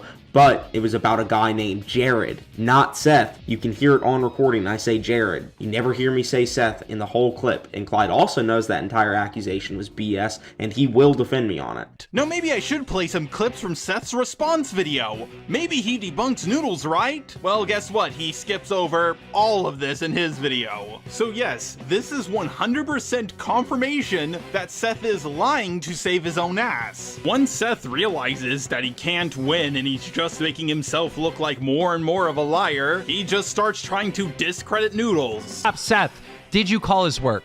No. He tried to get Jade to call my work specifically.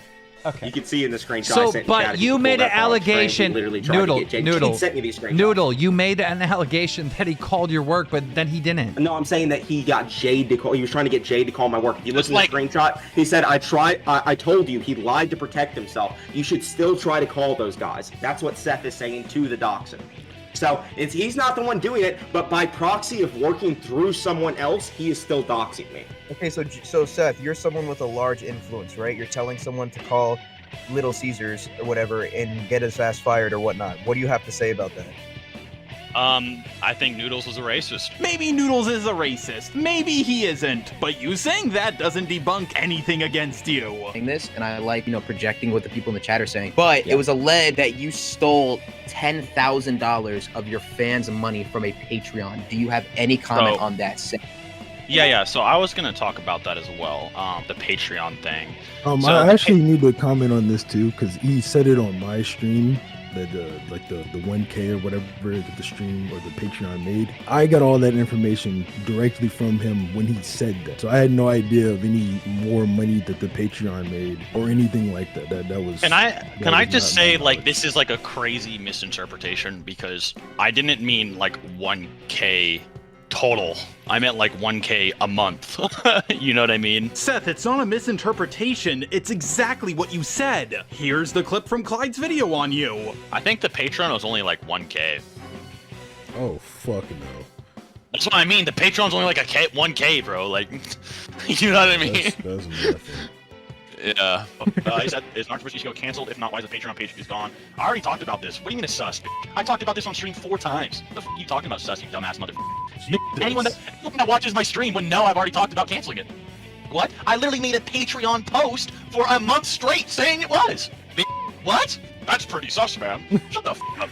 I wasn't hiding it. What would be sus anyway? Isn't it yours? Weren't you paying for it? Acting like I made money off of that, bruh. What the hell? You don't think I made money from that? What do you mean sus, you dumbass? The f Freeload killed me. Nick started a GoFundMe to do the animation themselves. Yeah, like, no, it's not gonna happen. If it has to happen again, it has to be paid for by me. There's no way. Like, bro, they were asking for $127,000. Yeah. I'm like, bro, you random ass aren't getting that, bro. Yeah, it's not. Bro, this kid, the dick is insane, bro. You see this comment? I told the people who matter, YouTube viewers don't matter, as if your entire career didn't come from YouTube viewers. Bro, I don't look. I say that to your face. I hate y'all. I do. I hate you. And I've said it since day one. I called y'all for giving me money. I pack you on site. All we do is just talk each other. You hate me, I hate you. It's a mutual hate relationship. That's just how it is. You said it only made 1K, you made fun of your fans for donating, and you tried to quietly cancel it twice. I saw people in the chat saying this, and I like, projecting what the people in the chat are saying. But it was alleged that you stole $10,000 of your fans' money from a Patreon. Do you have any comment on that? Yeah. So I was gonna talk about that as well. The Patreon thing. I actually need to comment on this too, because he said it on my stream that the 1K or whatever that the stream or the Patreon made.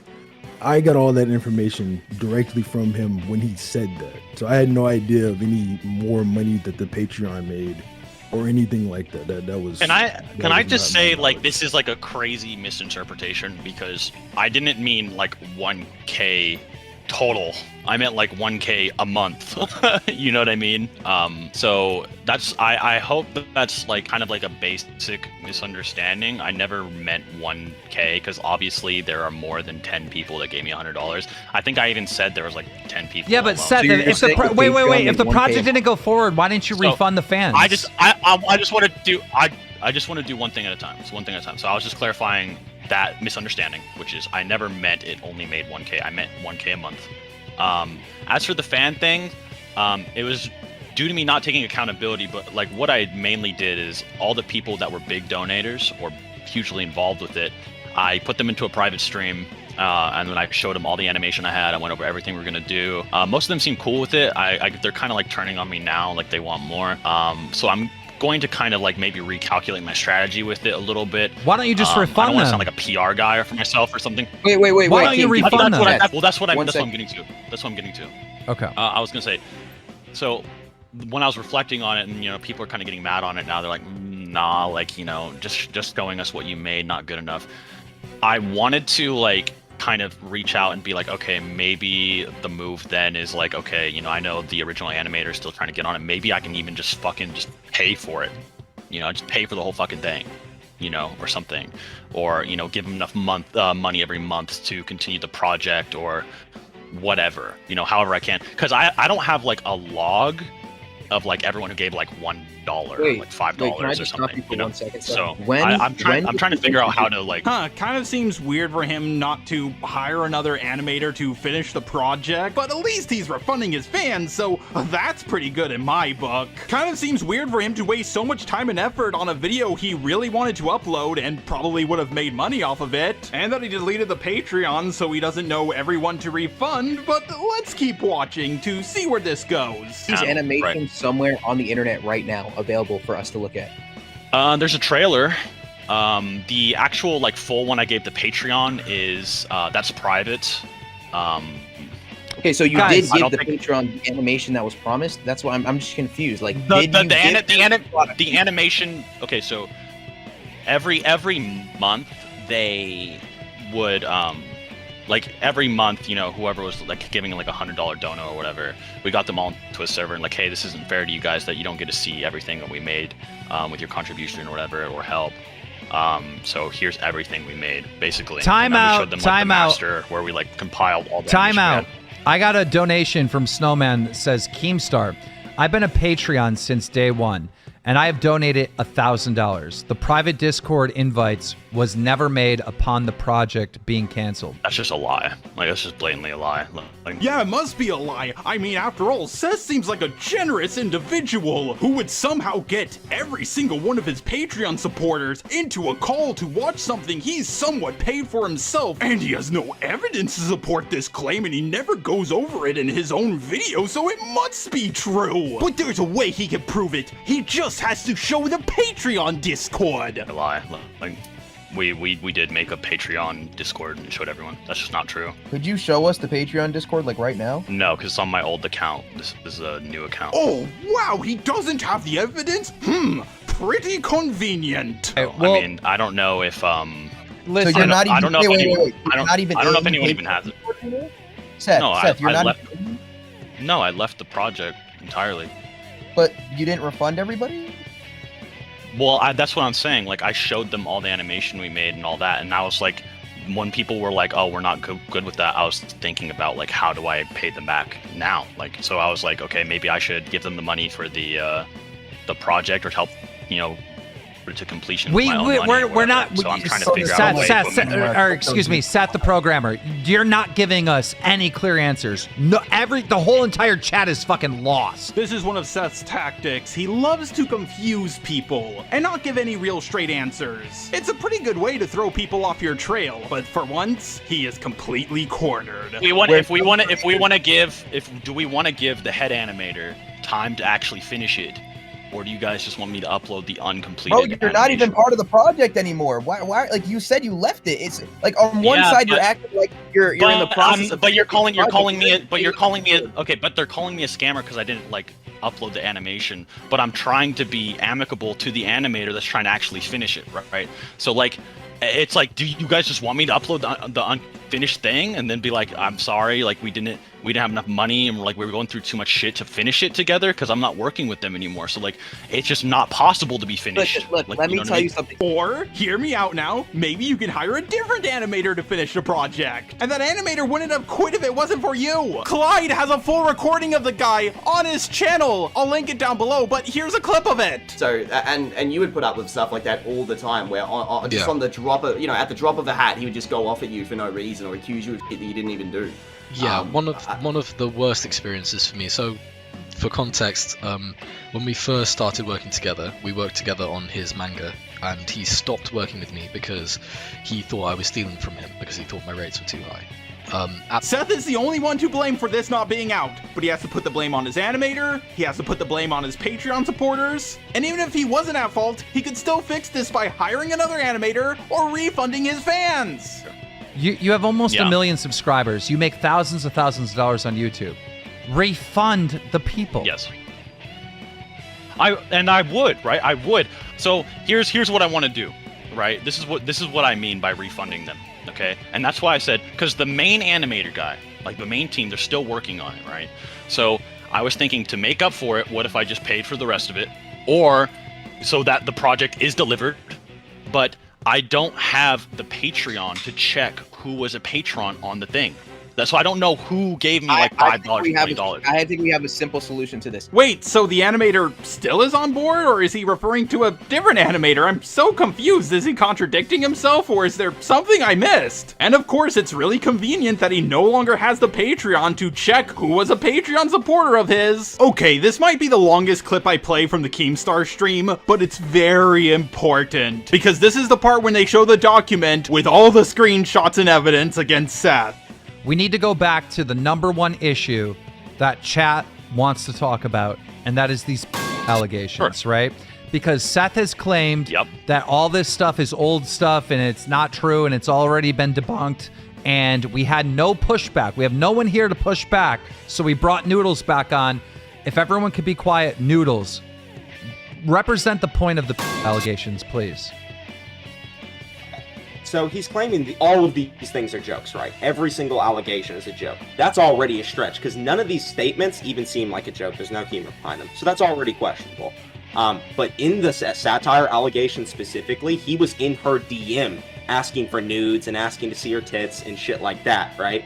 How old was she? Okay, so that's a private thing. If it's a joke, right, Seth would have just posted it in his public server where she was at. Okay, he would have made the joke, right? It's a joke for everyone. Say I already clarified. And the fact that she felt Seth. so uncomfortable Let about Noodle it, make his point. Let Noodle make his the fact point. She felt so uncomfortable about it that she released a whole document. You asking to fly her out, was that a joke? That was just a joke? Hey, Noodles, how old was the girl and how old was Seth during this? She was 16. Seth was in his early 20s. And So- he lives in Oregon too, so that's illegal. So Seth, were you trying to fly out a girl that was 16? No. Why is it on the screenshots then? Where's the screenshots? Where are these Because screenshots? the screenshots aren't real? Yeah, this is what he does. I didn't say no. I didn't say that. I didn't say you said anything, so shut up. The things that Seth were doing in the screenshots, you notice how he said he deleted his account earlier? He constantly deletes his account and changes his username and PFP. It's not bullshit. You said it on stream. He always deletes his account so this shit doesn't get back to him. That's his method of manipulating people. That's why he's gaslighting you. Noodles, I just want to help you out here for 1 second, okay? Got you. So, Seth, Noodles is claiming that you were talking in a sexual manner to a 16-year-old girl on Discord while you were in your early 20s. I went over this with you already. Okay, yeah, it was just a bullshit screenshot, right? Yeah. No, why is he allowed to yell over me, but I can't talk when he's fucking talking? He's not. I'm just. Okay, then shut him the fuck up. He muted. Talk to me one-on-one. Okay, listen. Yeah. Noodles, where, and you may have said this already, but there's a lot of new people in here. Where are the screenshots? If they're in a video, link the video and give us. It's a document. I can get the document real quick if you want. And I can pull up I can find the specific screenshot. Okay, let's see it. Okay, hold on. Let me find Satire's thing real quick. If someone that's watching the stream wants to go ahead and send it to me, that would be appreciated too. Let me see if I can find it real quick. You have to have the screenshot. Yeah, I have the screenshots. They literally got all uploaded today. So hold on. I think Clyde sent it to me. I've been on Discord for so long, so I understand the shit inside and out. Okay, these whatever proof, is there a screen I found the document. I got the document. There was someone mentioned in this discussion that might want to join, by the way. I'll let you guys know though. Okay. Hold on. All right, so this is the document. Let me find the specific screenshot I'm talking about. And Keem, you're showing the stream this? Wait, this is not the right one. Hold on. That's not the right one. Okay. Hold on, let me grab the other one. So here. Sorry, that's the wrong one. That's my document. Here's this document. I have a document. I have a document here that was sent in, and this is apparently the conversation with Catherine Kauai. Are you guys from? Yeah, I think that's satire. Okay. No, Catherine Kauai is not satire. Catherine Kauai is a male. Is a male? Okay. Well, you're asking. He's a German boy. You're asking the German boy how old they are. They say 16. Yes. Make sure to live stream yourself sleeping, naked or clothed. Yeah. Naked would be preferred. Yeah, definitely 100% genuine. Okay. Wait, but this is you. What the fuck? You. No. Wait a minute. Yeah, I did say that, but there's no actual like intent. So like in the recording, like in the video I post, I literally explain the whole situation. Yeah, So, it's just all lies, right? It's all joking. It's not. It's totally taking what I'm saying out of context. Well, like what I'm trying to do. It'd just be between us. It wouldn't get somewhere higher or anything. Yeah, I know, but still, yeah, I got you. Are you a virgin or something? Are these jokes, Seth? These all jokes?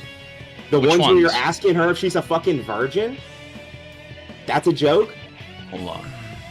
Where's the virgin? There's a whole document here. Top scan. Look at the top image that I sent in the chat. You just do me a favor, Noodles, and okay, you're putting them in the chat. Yeah, just put all the screenshots in the. Yeah, they're right there, so you can see it. Oh, this is so I wouldn't. backward. Okay, we Asking her if she's a virgin? do have. There was someone brought up in the doxing conversation that wants to get in the call as well. Do we want to add them? I want to stay on this Here's topic. Here's the Seth. one where he was talking about flying her out. Okay, you want to stay on this real quick? Okay, yeah, no, we can. Because we have all this. We can me get asking if she's a virgin.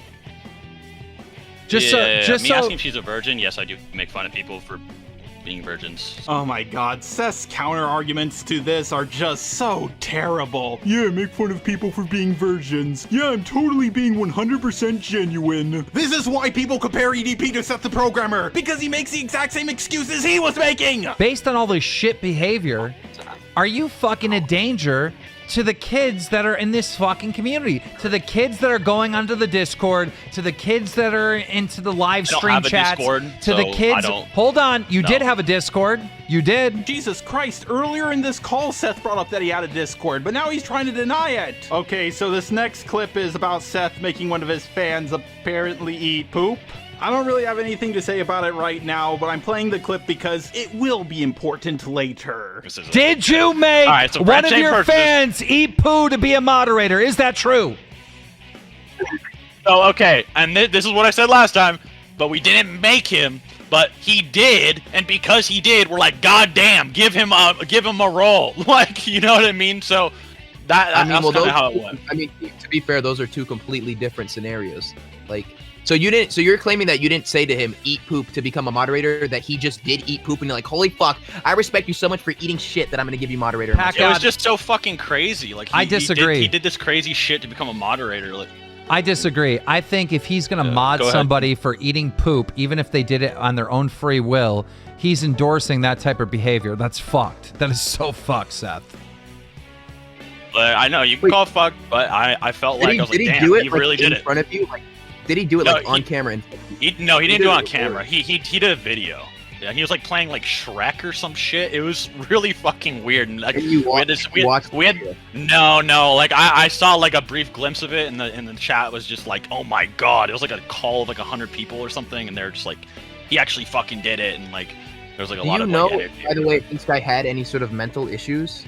Like seriously? No, I actually think he's crazy enough normal. Like I don't think that was like the only abnormal thing he's ever done. Seth, did you make somebody put? That's what I'm saying. No, that's what I'm saying. Like that's like the most abnormal thing I've ever Seth, seen him did you ever make do. It's somebody so put weird. Like, ice cubes up their butt to be moderator? No. What is that? No, they just what's did that story? What's that story from? You know, it was the similar thing with the eating shit. Like they fucking did it. Like boy, I gotta say, that's some pretty weird shit. They fucking did it. Like wait, you know, hold up, yeah. Seth. Let me cut it real quick because Keem made a really good point. I don't even know if he realized it, but what he's saying is that you just you rewarding the behavior of the guy eating shit by giving him moderator could have very most definitely led to someone else picking an ice cube up their ass to get fucking mod. Because when you reward that behavior, it will repeat itself, and you as the influencer has the responsibility to not let and I was growing up on the platform. This doesn't apply to the current me. This isn't something I'd fucking do now. This isn't something I said was okay. Like this is something I said fucking 5-6 years ago was awful. Do you want to pee on your fans? I even question me. I should be your overlord. You should be on your knees, like, oh, thank you for the blessed wisdom as I piss on your face or something. Now, PackGod and Keemstar do bring up good points here. I don't really have much to add except for, again, this will be important later, so pay attention to these parts. So one of Seth's debating mercenaries comes on to defend him by the name of Koros. Go ahead. Yeah, it's actually a YouTube video. And all of the things in this document are kind of addressed. We went through all 5 pages. Yes, 5 pages, which is pretty steep. And as far as the information goes, I'm not sure how familiar you are with Discord, but there's like Discord elements and other ways that you can simply just change it. And Discord, from a legal perspective, has your user ID and all these things connected to your user. And when we went through all of these messages, some of them were just names with Seth and fragmented things. And when we went through every single corresponding one, the only things that were accurate or concise to accounts that he has held is the stuff that he already addressed earlier, such as like, oh, the edgy jokes or like stuff that he did years ago when he was like 19 or however old. So like most of these things in the document are literally just fragmented. And the document that's in that recording, by the way, and I'm pretty sure the server exists from the original document, is completely different than the document now that has even more fragmented information. So When you say the same, when you say fragmented, you're talking about out of context. No. Fragmented as in you could simply change and alter your Discord ID. Like you can change your Discord username on my phone. Oh, so you're saying the shit's Discord like actually fake. You're saying the shit is like actually Yeah, like fake. there's no, yeah, correct. There's no confirmation for any of these things.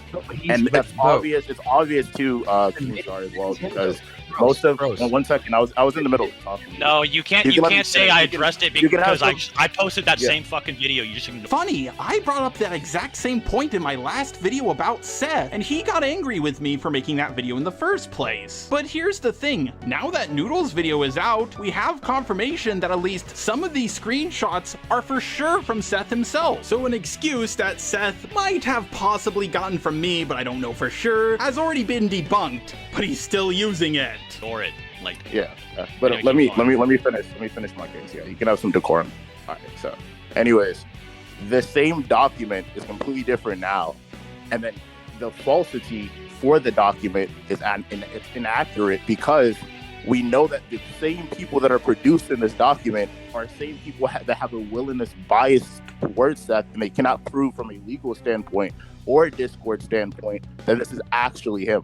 And there's tons of information, such as like these people being involved with like doxing, IP grabbing, credit card fraud, stealing information from people, nudity to minors and Discord servers. Like the same people that are making these documents and contribute and associate and do all these things at once. I didn't admit a bunch of them were me. Wait. No, Seth, hold on. Crows, can I ask you a question, please?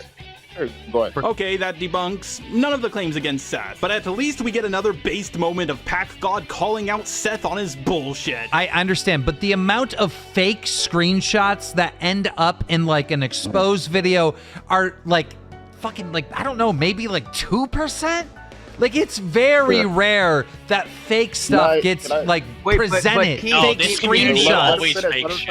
Yeah. Something's really confusing here because here I'm looking at a message between Seth and Catherine Kawhi where he's admitting that she's 16, where he's saying to her, talking about how would Catherine feel about him being naked? And then when Catherine says that they wouldn't really care, he's disappointed that she wouldn't care about him being naked. And Seth is over here saying that, yes, this is 100% me talking to Catherine Kawhi. So I'm so fucking confused on like, what is the question about the shit? I mean, he's literally admitting it. So this is where the claim about Seth admitting to everything comes from because, he did? Oh, and the best part is, this is not even the last time PackGod calls out Seth for admitting to everything. Sure, some of them might be faked, but that's the big one. How much of that document is fake, like Photoshop, like just not even fucking real, or usernames changed, whatever it is?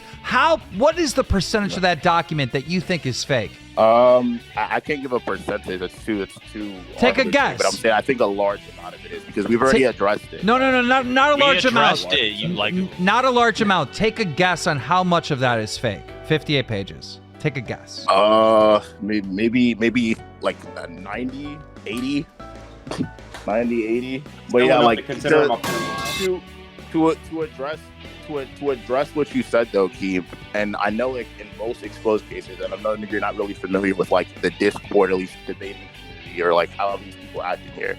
But the reason why it's kind of different is because a lot of these people that do these things, that's why I kind of give you a basis for like their backgrounds, is they're like involved in like illegal activity, or like they're like Discord, like, you know, terrorists. They run around like stealing IPs and grabbing information, literally faking this. Like they do this stuff all the time. There's videos on this. There's videos of them bullying people, associating stuff, going into VC with minors again, like shaking their ass butt booty naked. There's like videos of them just doing heinous stuff and activities, and then purposely trying to get people taken out. Like some of these people, like I think it was like Clyde the other day, literally brought somebody on stream that had people swatted before. So you have like trolls and all these people that do these things. So of course they're going to be dedicated and trying to like frame this person. 90%! That's why I said 80. 90%! I'm with Keemstar on this one. But sure, let's say 90% of it is fake. He admitted to the big one, so I don't care at this point. Also, sure, everyone outing Seth could be worse than John Wilkes Bot and Robot Lee. That doesn't debunk any of the claims against Seth. But now we come to the most based pack god moment. Wait a minute, let me just butt in here real quick, because I feel like we're missing something that's very important, because this is starting to get aggravating. Clyde made a video, right? And Clyde's video, because this is what it's about Clyde's video. Clyde said that for a very long time, Seth was being an asshole and treating him like shit. Seth is in the call, and he's saying, for a very long time, I have been an asshole to Clyde and treating him like shit. Clyde is in a video saying that Seth was talking in a weird way to a 16-year-old on Discord. Seth is in the call saying, yes, I was talking to the 16-year-old on Discord, right? Fucking Clyde is saying that Seth made a fucking Patreon and took a lot of money and never fully promised the product. Seth is now in the Discord saying that this is all fucking true! Like, I don't get it! You're admitting to everything that you're being called out for! Bro, you ignored our whole conversation where we explained all of it. You just like summarized it in like a weird, like slanderous way. Like, it doesn't even make sense. This is one of the best moments in the call. Seth, he's not wording it in a slanderous way. Sure, you can add more context to this, but you still admitted to everything. Allegations anymore. You were talking very inappropriately with minors, fans in your community that were underage. You were doing some fucked up, inappropriate stuff behind the scenes. 1,000% guilty, all right? You had this project to make a fucking cartoon, anime, whatever, right? And it didn't go through, and your fans got scammed. 100%, all right? You said so much fucked up shit, all right? Like, it's like, we gotta hold you accountable. No, you can't say that, though. You can't say that, though, because you're trying to claim that I'm a pedophile based on those allegations. I'm saying I'm not I didn't a say that. But I do I agree didn't say I said that. fucked up shit. I did not say that. Okay, so that's the clarification. Because I did not say that. When you say you were saying weird shit to minors, you need to clarify like what you mean by that, because this whole thing, because I don't give a fuck if people think that I was like saying weird shit to a minor. I care if they think that I'm a fucking I don't care if people thought I was saying weird shit to a minor. This is the internet. If you say weird shit to a minor, people are gonna think you're a Keemstar hasn't called you that. Clyde hasn't called you that. You only brought it up yourself because you know that's going to start happening to you. But don't worry, Seth has a great defense for himself. Shit. I'm not like I wasn't like, I'm not 35 or 25 in these screenshots, man. I'm not like some fucking old ass man. And then, I'm not that much older than and that. then when I'd be going to the same, I would go to the same, no, me and these people would have went to the same fucking high school. I guess Cosmodor wasn't guilty then, because he would have gone to the same high school with that 15-year-old. Oh my god, Seth's just being here is making himself look more guilty. If he didn't show up, he would actually look less guilty. The Clyde person is making all of the advances on you. No. Stop. Dead stop. Seems like a grooming. Everybody stop. Everybody stop right now and be quiet. All right. Seth literally says, how old are you? The kid responds 16. Then the kid says, I wanted to get into that. The kid says, make sure to live stream yourself sleeping. Seth responds, naked or clothed. Case closed. He asks how old. The kid says 16. He responds, naked or clothed. That's not how it is. That's not how it is. Yeah, it is. Yeah, it so, is. No, I want to bring up clarification. Because the thing with the Catherine thing is the age part was me seeing, because I talk about this in the video. Whenever someone's trying to act like a girl, I try to figure out about them because there's a lot of people that act like girls to troll my Discord members. Okay, or like get information from them or whatever. Like how old are you? What's your gender or whatever like that. And I'll try to like prod into them to get them to like call me so I can like confirm who they actually are. Why would you risk something like that? Like, I get the whole prodding into them thing, but this is a very big, unnecessary risk. And honestly, to me, it sounds like you're just making an excuse. Like, if they really were 16 and streamed themselves sleeping naked and they took a screenshot of that, holy shit, you would look bad. This is common sense, and I know you're smart enough to know that, Seth. About 4 minutes later into this call, Swagkage said that Seth claimed it wasn't him in the screenshots. This is not the defense of that doc that you gave me when I found it. You said that wasn't you. This is a really weird thing to like switch up on. Wait, he's not here. Wait, Seth isn't here. He's getting his license. Okay, well, what happened last time when I got this doc in my lap? I didn't read the whole thing, right? But like he gave me like a TLDR version of it, and he was like, "Yeah, that's not me in those screenshots." I was like, "Oh, okay. Yeah, it's kind of hard to verify because it's like deleted user, whatever." Man. But now he's saying, "Oh no, that was me." But all this, so I don't know. Like, if he's not like doing some like weird fucking like funky shit, I don't know why he just told me that wasn't him in the first place. Now, sure, Swagkage could be lying or misremembering things, but as far as I'm aware, he has no need to lie about something like this. He's already bigger than Seth, so he can't get clout off of this. He's been friends with Seth for years, and he doesn't like a lot of the people who are outing Seth. Now, before I play the next clip, remember how I brought up that Seth made one of his fans eat poo for mod, and another one shove ice cubes up their butt for mod, and I told you to remember them? Well, here is why I needed you to remember them. Yeah, it's 16, but in terms of soliciting naked photos and stuff off people, it's actually completely illegal for anyone under the age of 18. Hold up. Did he ask you for naked photos? Yeah, he did. In one of the screenshots, you can actually see that I say I don't want to do any of that stuff to get a higher position in his server, because he was when he was speaking to me, he was saying that if I sent him nudes, I could have like a higher position in his server, like mod. Okay.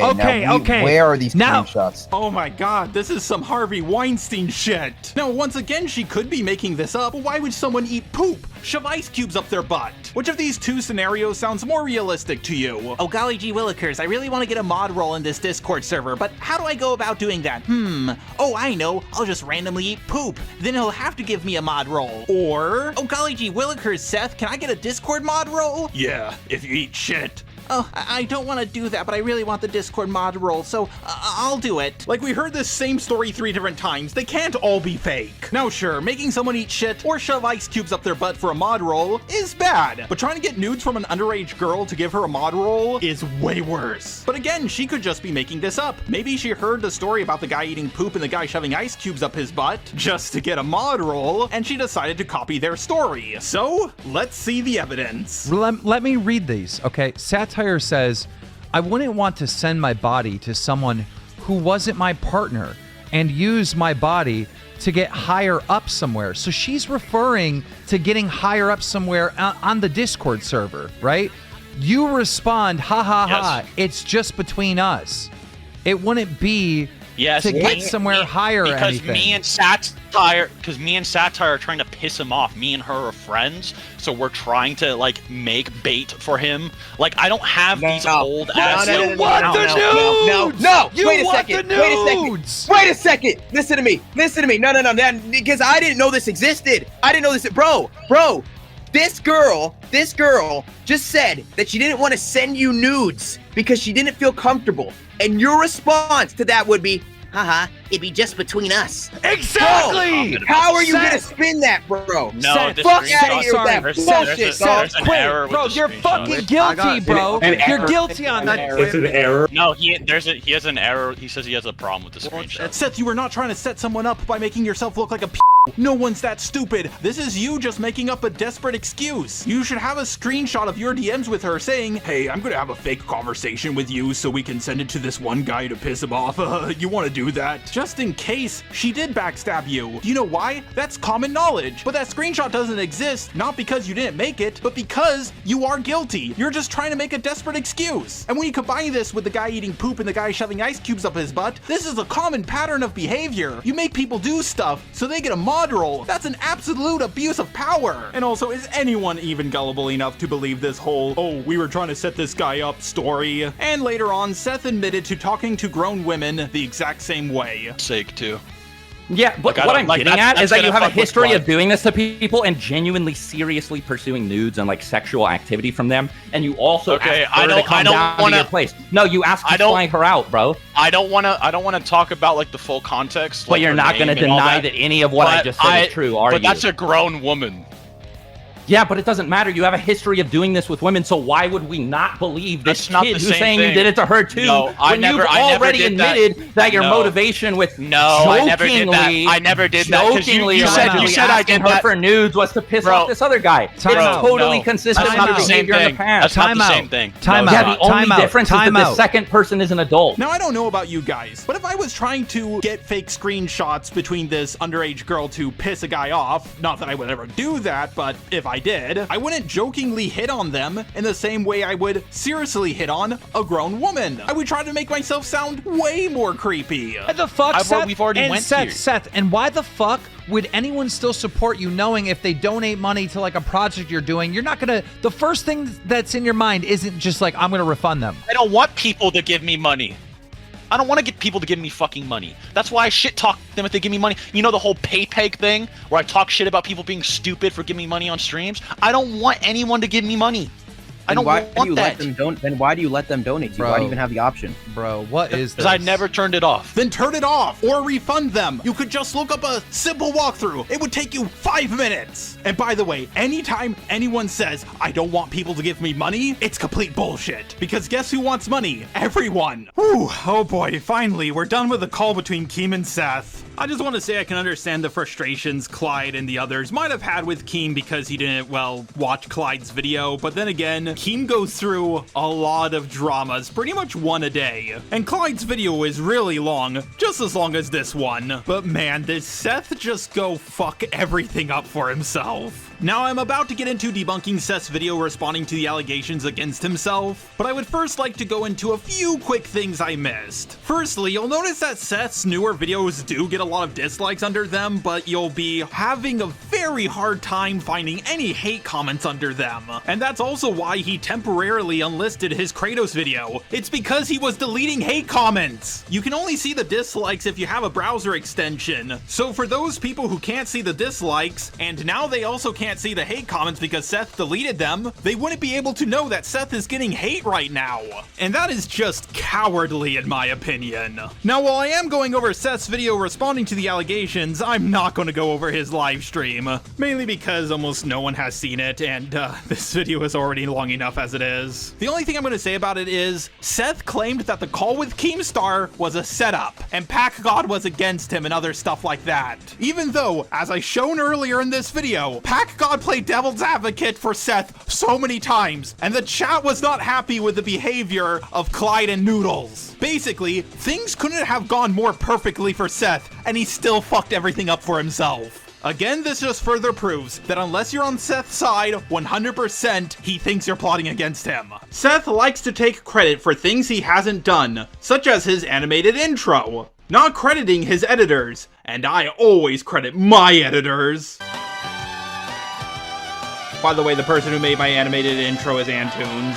Seth was trying to make it look like he was the one who did all of this himself. And as I mentioned earlier on in the video, Seth likes to claim to win debates that people did for him just because he's a higher rank in the server. Seth likes to give the illusion that he's an Alpha Sigma smart man Chad, even pretending that this super cut ripped cosplayer is him.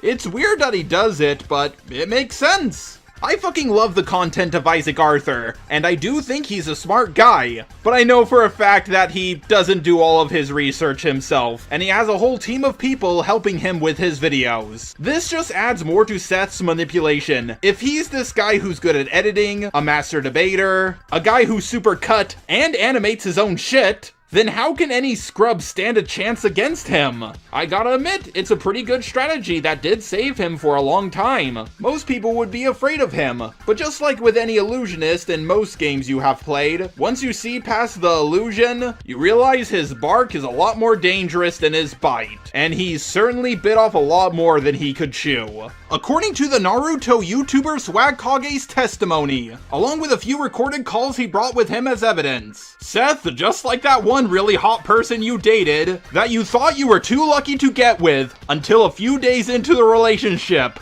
you finally realized why you were so lucky to end up with them.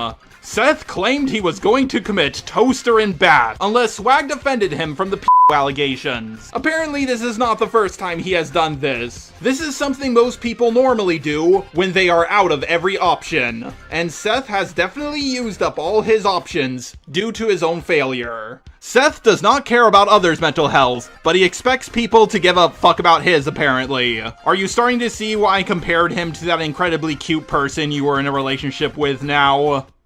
Sweet mother of ghost, Jack! Well, you know what they say. Can't bake a pie without losing a dozen men. Oh, that was horrible! Your wish is horrible!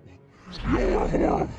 You're an irredeemable monster! Oh, what took you so long, idiot? Seth is extremely lucky to get as far as he has. He had a lot of people looking up to him, and he abused it. I, for the longest time, tried to excuse his actions. The fact that he has doxed people, lied about people, harassed people, and sexually harassed a minor. He is an irredeemable monster who pushes the blame of what he does onto other people, causing so much drama and little internet wars all over the power scaling community for years. It wasn't webcam Parrot, Surfbone, and Noodles coming together and creating a document that destroyed Seth. It wasn't me making a video about the document that destroyed Seth. Which, by the way, it possibly got Clyde to question his loyalty to Seth. And it wasn't even Clyde's video. There's only one person to blame for Seth's downfall: himself. I guess he just didn't have enough raw durability to survive what he brought upon himself. Now, boys and girls, we have finally reached the last video I will be going over. Seth's response to all of this. We have went over the many allegations against him, how he failed to defend himself live on stream, but he should have a much easier time defending himself with a pre-planned video. And I know for a fact that if I didn't go over that video, those who still support Seth would ignore everything I've just said and just point to that video as a good defense. So, let's see how the king of power scaling, the best debater in the world, the master baiter, does defending himself. The video is called "The Allegations Are Not True, The Honest Truth," and his thumbnail says, "Can he beat the allegations?" I heard allegedly he took this video down then put it back up. I don't know if that's true or not, and I also heard he stole this thumbnail from someone else. Again, I don't know if that's true, and whether it is or not, I don't really care. I care about the contents of the video, so let's go check it out. Age. How old are you? I'm fucking 28. How old are you? 28? Wow, I'm 22. Oh, Jesus Christ. You're fucking old, bitch. I'm not old. I was looking for like a 14-year-old. What the fuck, Granny? Oh my god. Not joking. You have a little sister? The video starts out with Seth playing this clip from Keemstar back when he was 28, and judging by how old Keemstar is now, that was over a decade ago. Sure, Keemstar is making inappropriate and edgy jokes, but I don't see what this is supposed to prove. But what I think Seth is doing is trying to say, hey, people are canceling me for making inappropriate jokes, but Keemstar did the same. Seth, no one is trying to cancel you for making inappropriate jokes. Well, maybe a few of them are, but they're an extreme minority. Seth, it is 99% confirmed that what you were doing wasn't a joke. And this is really the best clip you could find from Keemstar? I can find way more worse clips from him. I will say this just very bluntly, very short. I've made many mistakes in my life. You know, I've hurt people in the past, including close friends, and I'm currently seeking therapy to work on myself and to be a better person and more understanding of others. And that being said, yes, I was an asshole to my friends, Oh, okay, so I guess this title was clickbait because that allegation was true. The allegation that can't get you canceled. And Seth was bringing this up over and over again in the Keemstar stream. I've been an asshole to people. Seth, no one cares. That's not the problem. But the bottom line and the most important thing here is I am not a pedophile. The pedophile thing was never really Clyde's huge concern.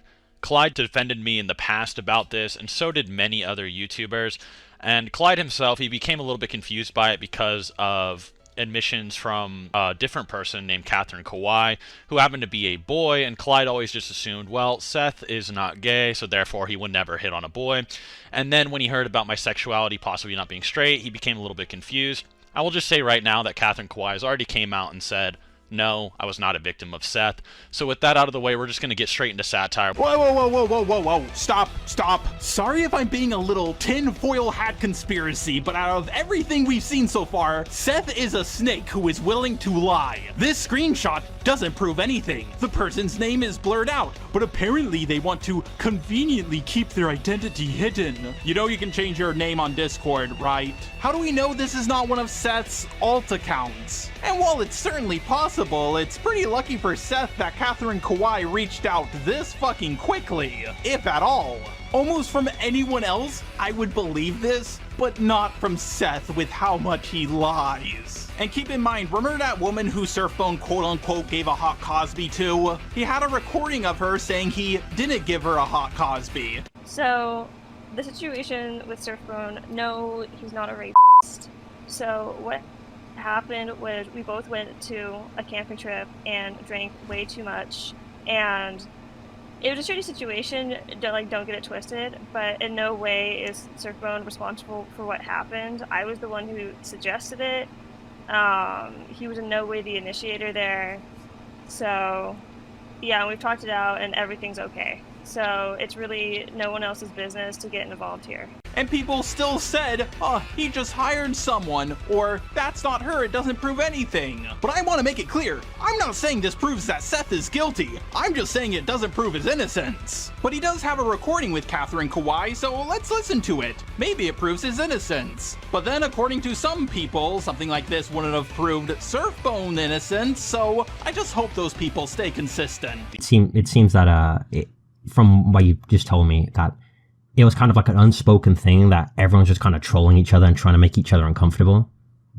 Yeah. Yeah, okay. So you never felt threatened by him, right? Yeah, no, I didn't. Okay, and... yes, like, at the time, I was just sort of... It was just my personality to be as weird and annoying as possible. My mentality...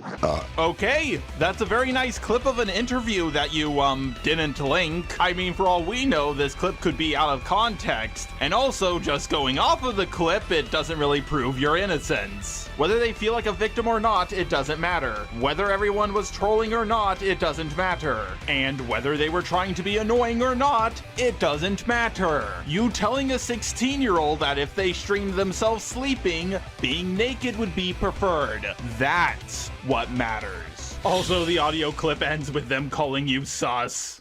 I just thought that my encounters with him, with Seth, were kind of sus. The satire situation. Satire is 3 years younger than me, and during these screenshots, she is 17, and I am 20 years old.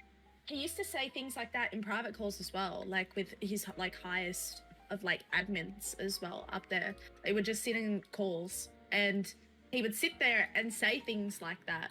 So as for the quote-unquote age gap thing Seth put up on screen, we'll talk about that a little bit later. He's trying to make it a 3-year age gap, so it's the whole Romeo and Juliet law thing. But this evidence from this recorded call that, once again, you do not link, so we don't know the context for it, doesn't help your case. Satire says you would sit in calls with people, including your higher admins, and say things like that.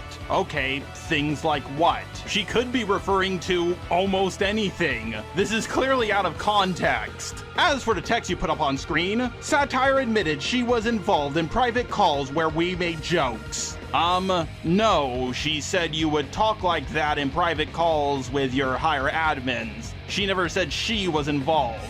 Now, sure, you could make the argument, but how does she know I was in calls with my admins if she wasn't there? I don't know, maybe one of the admins told her? And even if hypothetically she was there in those calls, then you should be able to bring on one of your admins to confirm this story. Oh, and I want to make sure the admin has proof they were in that call with her, maybe a recording or some text or something. I don't want their word on it because people will lie on your behalf. Whew, I almost gave Seth an easy out there. But even if you could hypothetically prove that, she's not talking about jokes as you claimed. She said things like that. Again, that could be referring to almost anything. Maybe she does confirm it was jokes in the call, but you don't show the context for it. It's pretty stupid to not show context for something that proves your innocence, but it is pretty convenient to not show context for things that don't prove your innocence. Also, I have evidence that Seth has gotten people to lie on his behalf before. One of these misconstrued lies that Seth even tried to perpetuate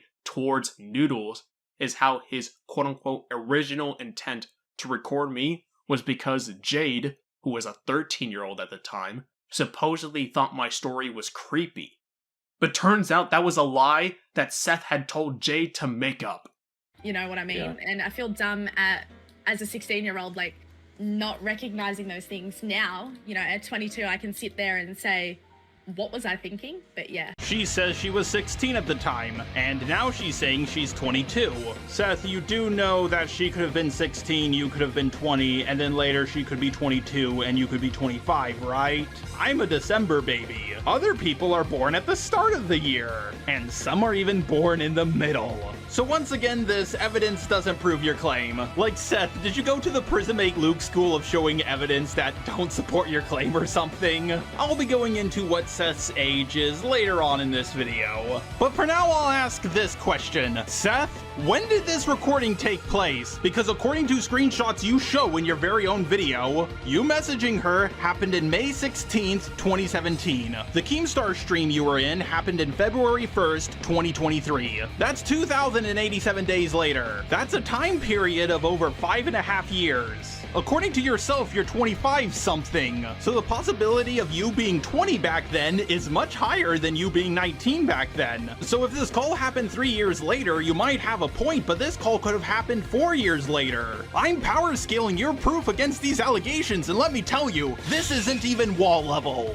Then in future screenshots where a lot of people are like, you know, the pepperoni nips, and they're saying I'm sexually harassing her, she's 18 and I am 21. A lot of people really over-exaggerate the age difference, and a lot of people, they keep doing this thing where they're like, Seth, you're 21 talking to a 16-year-old girl. Like, they'll always, like, age me up, but just, like, keep her perpetually 16, and it's a completely dishonest narrative. It's always a 3-year gap.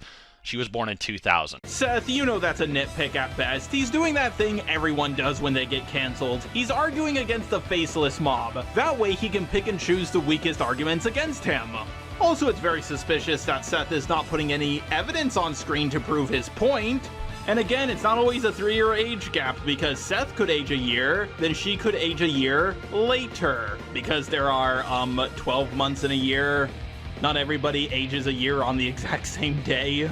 But beyond that, a lot of these screenshots are actually doctored or fake, and you'll notice in a lot of these screenshots, she removes all of her replies and a lot of context. You can literally see it in the screenshots where it's like, who is Seth replying to? Is he having like a schizo attack? Who is he talking to in these screenshots? So you know how I said near the start of this video that because a victim of SA didn't want to reveal their whole story of how they were assaulted to the world as an argument against their credibility?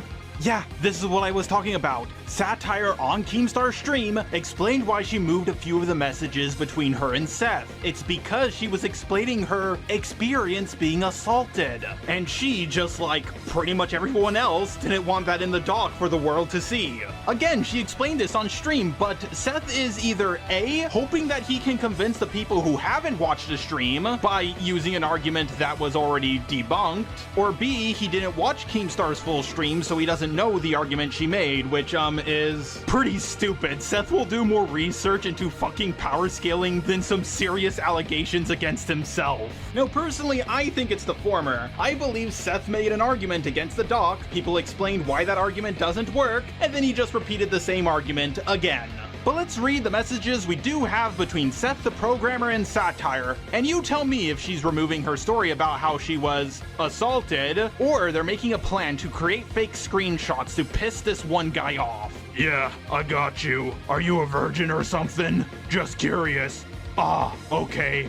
I gotcha. Everyone thinks I'm a slut, though. Okay, so I don't see how in any way, shape, or form you guys were making a plan to create fake screenshots to piss this one guy off. Instead, it looks like she either told you her age, or that she's not comfortable with that. You said, yeah, I got you. Followed it up with, are you a virgin or something? Followed up by, just curious. Her explaining what she had to go through. You saying, okay. Her telling you, don't tell anyone. You saying, I gotcha, and then her saying, everyone thinks I'm a slut though.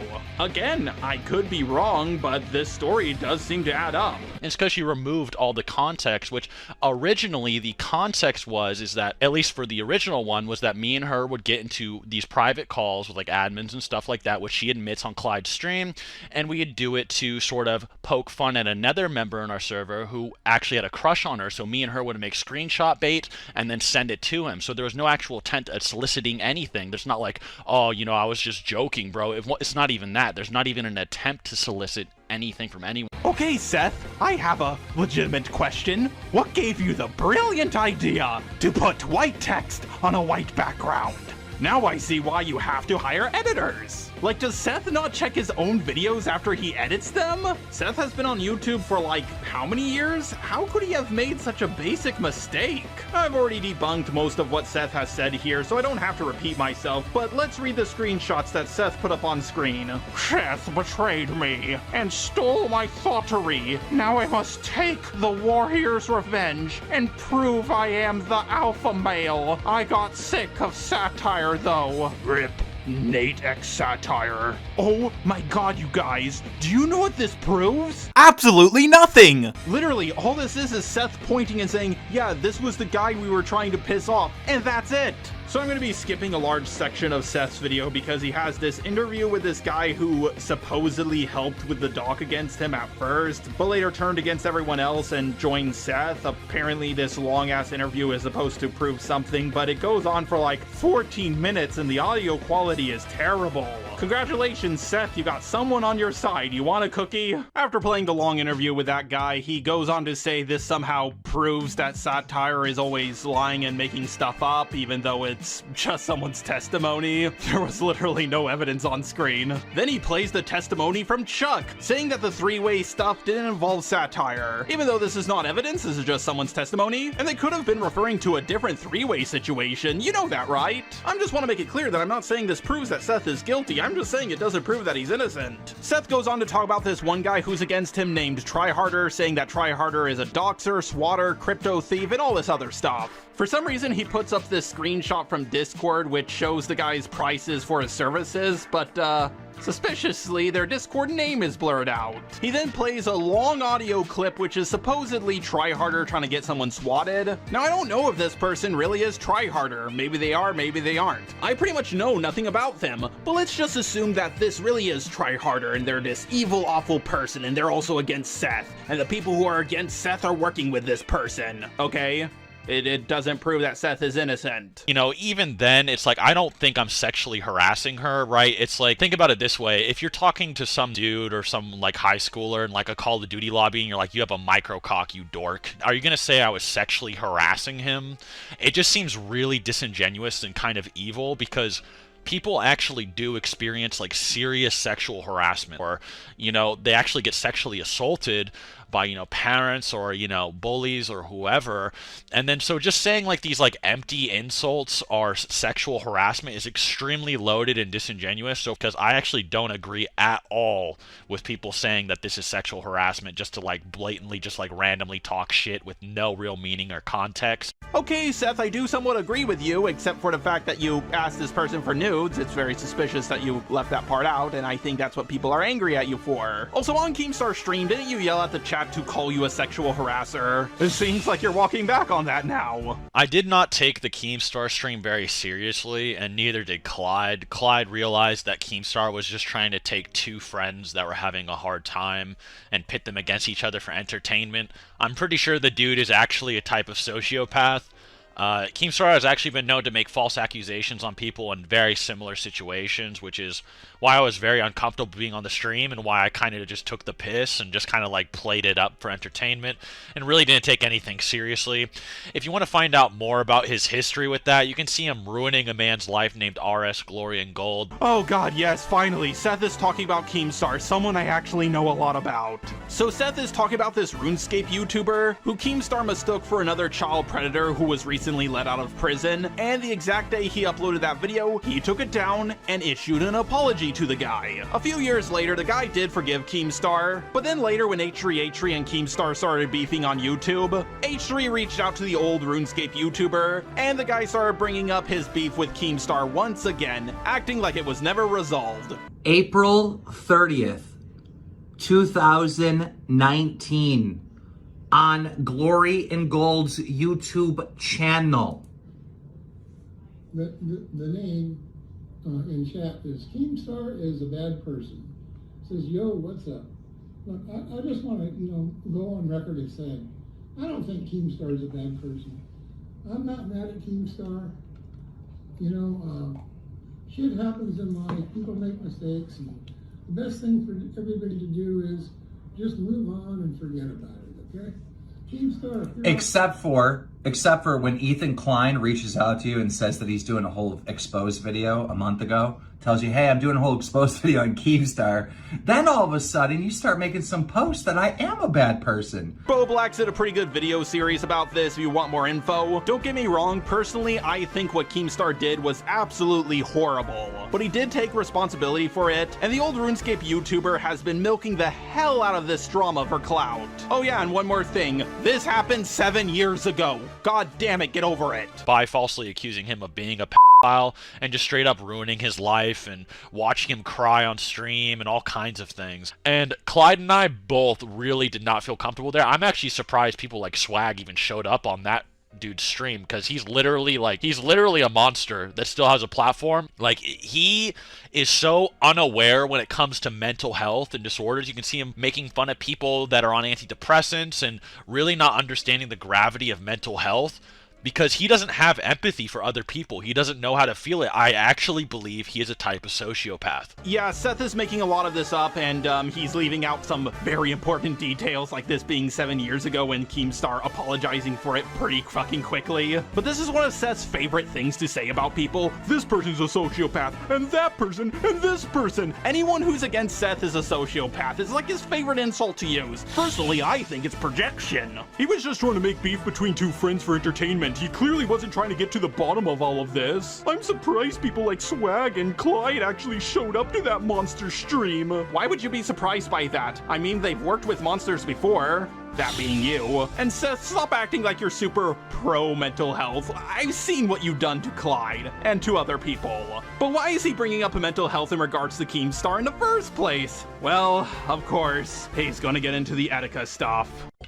You've lived by sin your entire fucking existence, and then you surprised when the Antichrist comes knocking? What do you think was gonna happen? Why are you surprised that I'm here?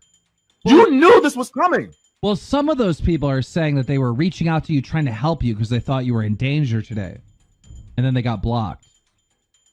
Yeah, because I'm tired of weakness. Okay. All I need now are strong. I need defiers of fate. I need strong human beings that can get with the program, that aren't going to sit there twiddling their thumbs around. Keemstar, there are no coincidences in life. Think about that statement. There are no coincidences in my world. Because everything happens for a reason. Because it's all planned. It's all been pre-designed. Everything. It's all predestined, Keemstar. But everything you've done up until this point. But the scariest thing about thinking that the world is a simulation and it's predestined and all that is then there's no reason to live. Why not? Why do you fear death? Well, that's what I'm saying. It's scary, because if you really think about it, then why live? Just jump off a cliff. If it's just a simulation, who cares?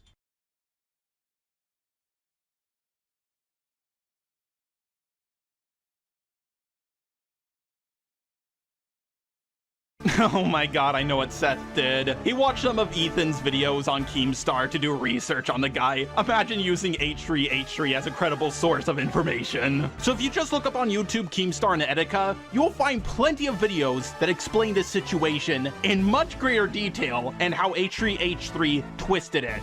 And Etika's own family has reached out to H3H3 to stop blaming Keemstar for his death.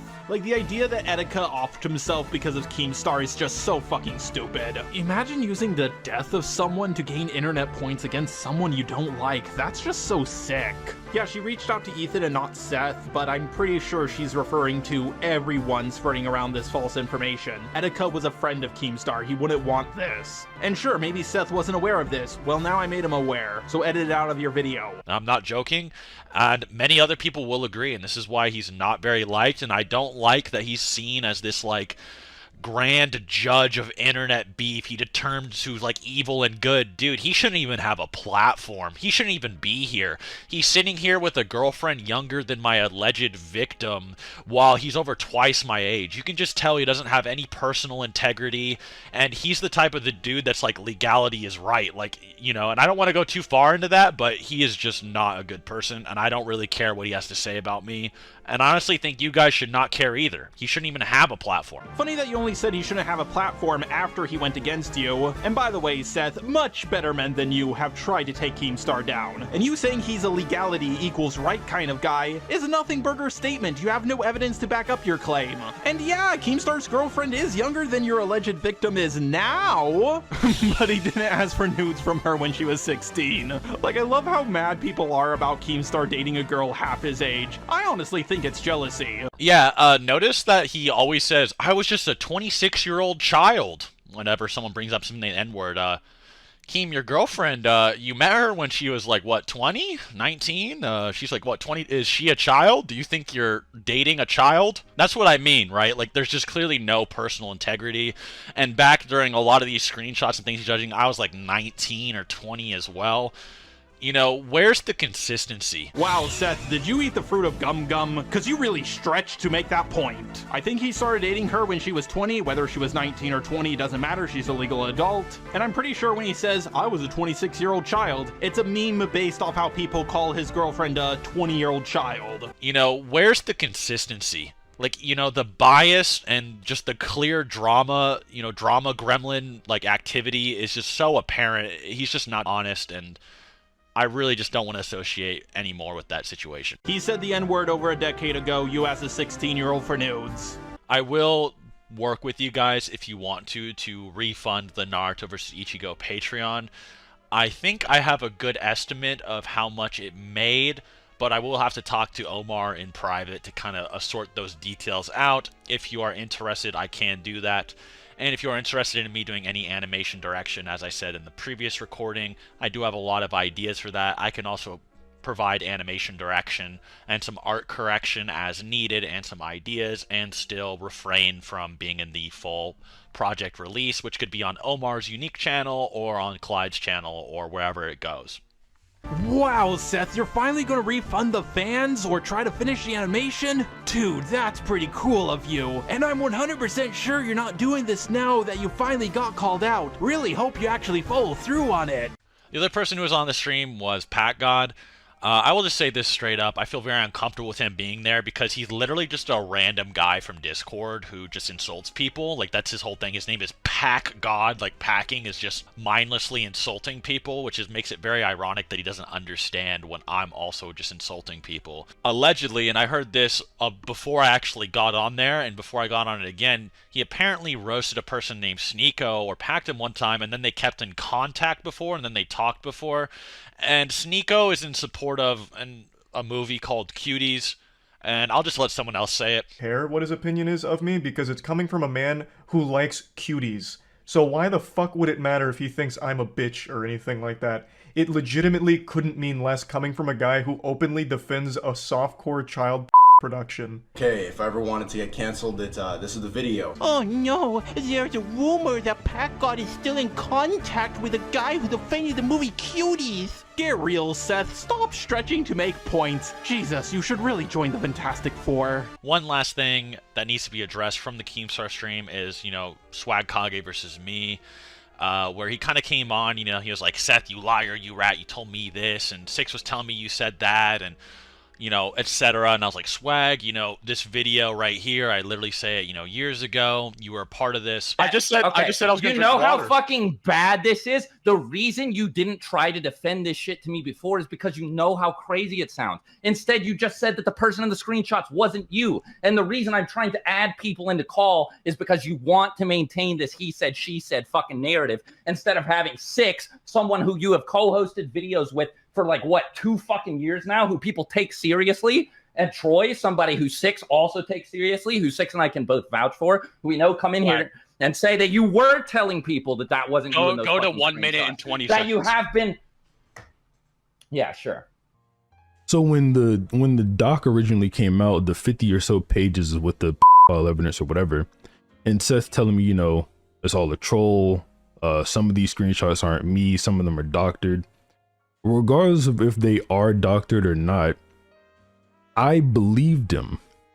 And I will show some screenshots now that Swag was indeed, you know, in these calls and aware of this. And even on his own stream, he admitted it, right? He's like, well, I was only there for a few minutes. Well, maybe I was there the whole time. I don't remember, you know, and stuff like that. You can just tell he's starting to flip-flop. He's very nervous of being attached to the situation. Swag, I'm just going to say this. No one's coming for you, man. I'm the only one that's going to get in trouble here. All right. I just wanted you to take accountability and admit that I wasn't lying, and if at best it was just a miscommunication between us, okay? No one needs to be called a rat, liar, sociopath, light Yagami. No one needs to have like this middle school breakdown over a miscommunication like that, okay? It's really weird. And, you know, Six himself on a stream directly contradicts what you're trying to tell me he said. He literally himself says Seth said some were him and some were doctored, because that's how it's always been, and that's what I said 2 years ago. That's what Six said. And we know that you were there, and so you can make up these stories that you were there for a certain amount of time or whatever, but stop trying to attack me over it, all right? You don't throw me under the bus to make yourself look better. It's really immature. And this whole narrative that I told you back in the day that all these screenshots weren't me just isn't true. I've been very consistent for years. Okay, I've been consistent since day one about this because that's the truth. That's literally why Trini turned on them in this situation, because some of these screenshots were real and not real. Six literally contradicts what you're saying. No, I never told you that. You might just be forgetting. I want to assume you're forgetting. But don't throw me under the bus over that, because it's just not true. And no one, and it's just objectively not true. And there's too much evidence to the contrary. Well, guess what? I decided to check out Seth's live stream about this situation, and yeah.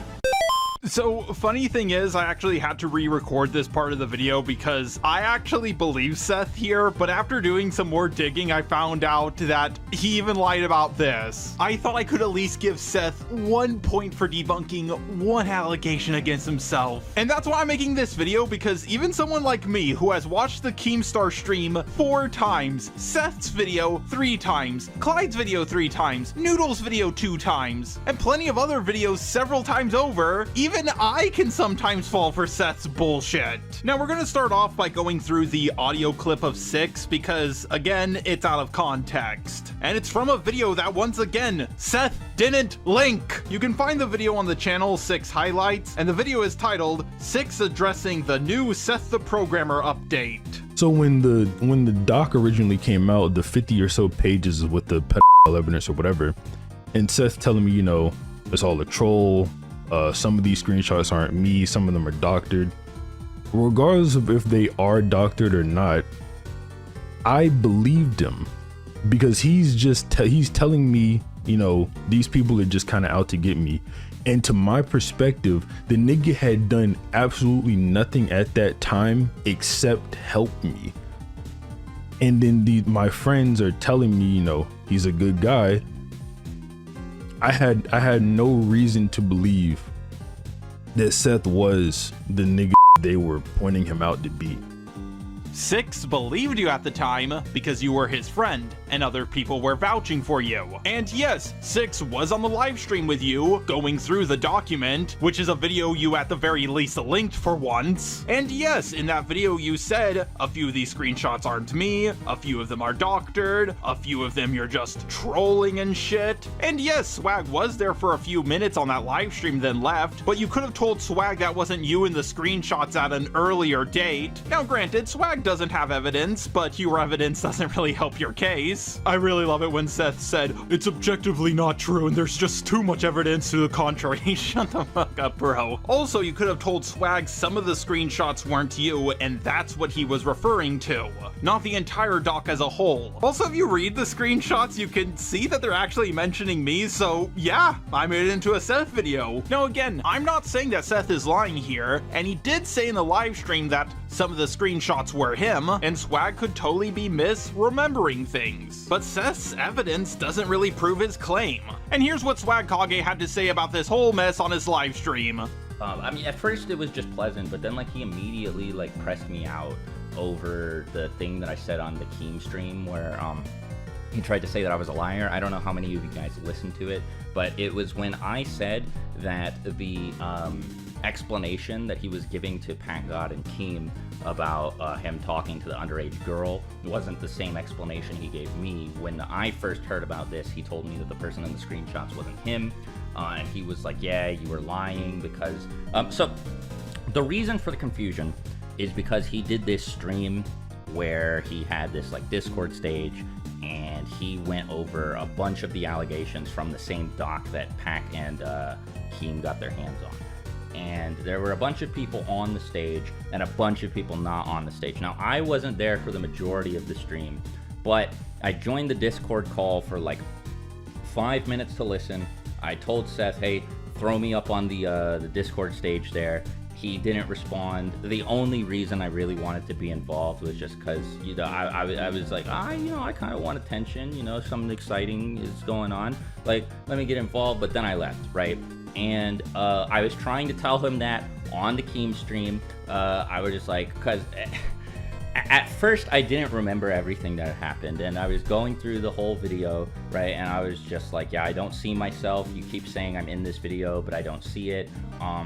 Then I heard from some other people that he talked to them about it a little bit more. He also showed some like screenshots from our conversation in the video that he sent to Clyde, and I was like, oh yeah, now I remember this. I was there for a little bit and then disappeared. Our DMs from that point in time like kind of proved it, because he didn't see, but then at the end of the stream he responded to me and he was like, oh, sorry, I didn't see you. And I didn't get back to him until like 11 p.m. because I was off Discord like by the time the stream ended, right? I was going to hang out with like Alyssa, our friend, and he was just like, you know, what you did was wrong, or like, I'll remind you, I have a recording. He never sent me the recording, by the way. Maybe he does have it. Maybe he has something that contradicts what I said. I don't know. I could just be remembering it very, very incorrectly. But I'm like, as of right now, I'm very sure, because, you know, Troy said the same thing when I was in call with Six and Troy. It was like Troy brought it up, and I was like, yeah, like all my neurons started firing. I was like, I remembered the exact same shit. Seth being like, that wasn't me. Maybe it was a different situation. Maybe the same doc got brought up multiple times. I don't know. So that's what Swag had to say, and that's what Seth had to say. Whoever you believe, well, it's up to you. They don't really have much evidence either way, but Swag is a lot more trustworthy in my opinion.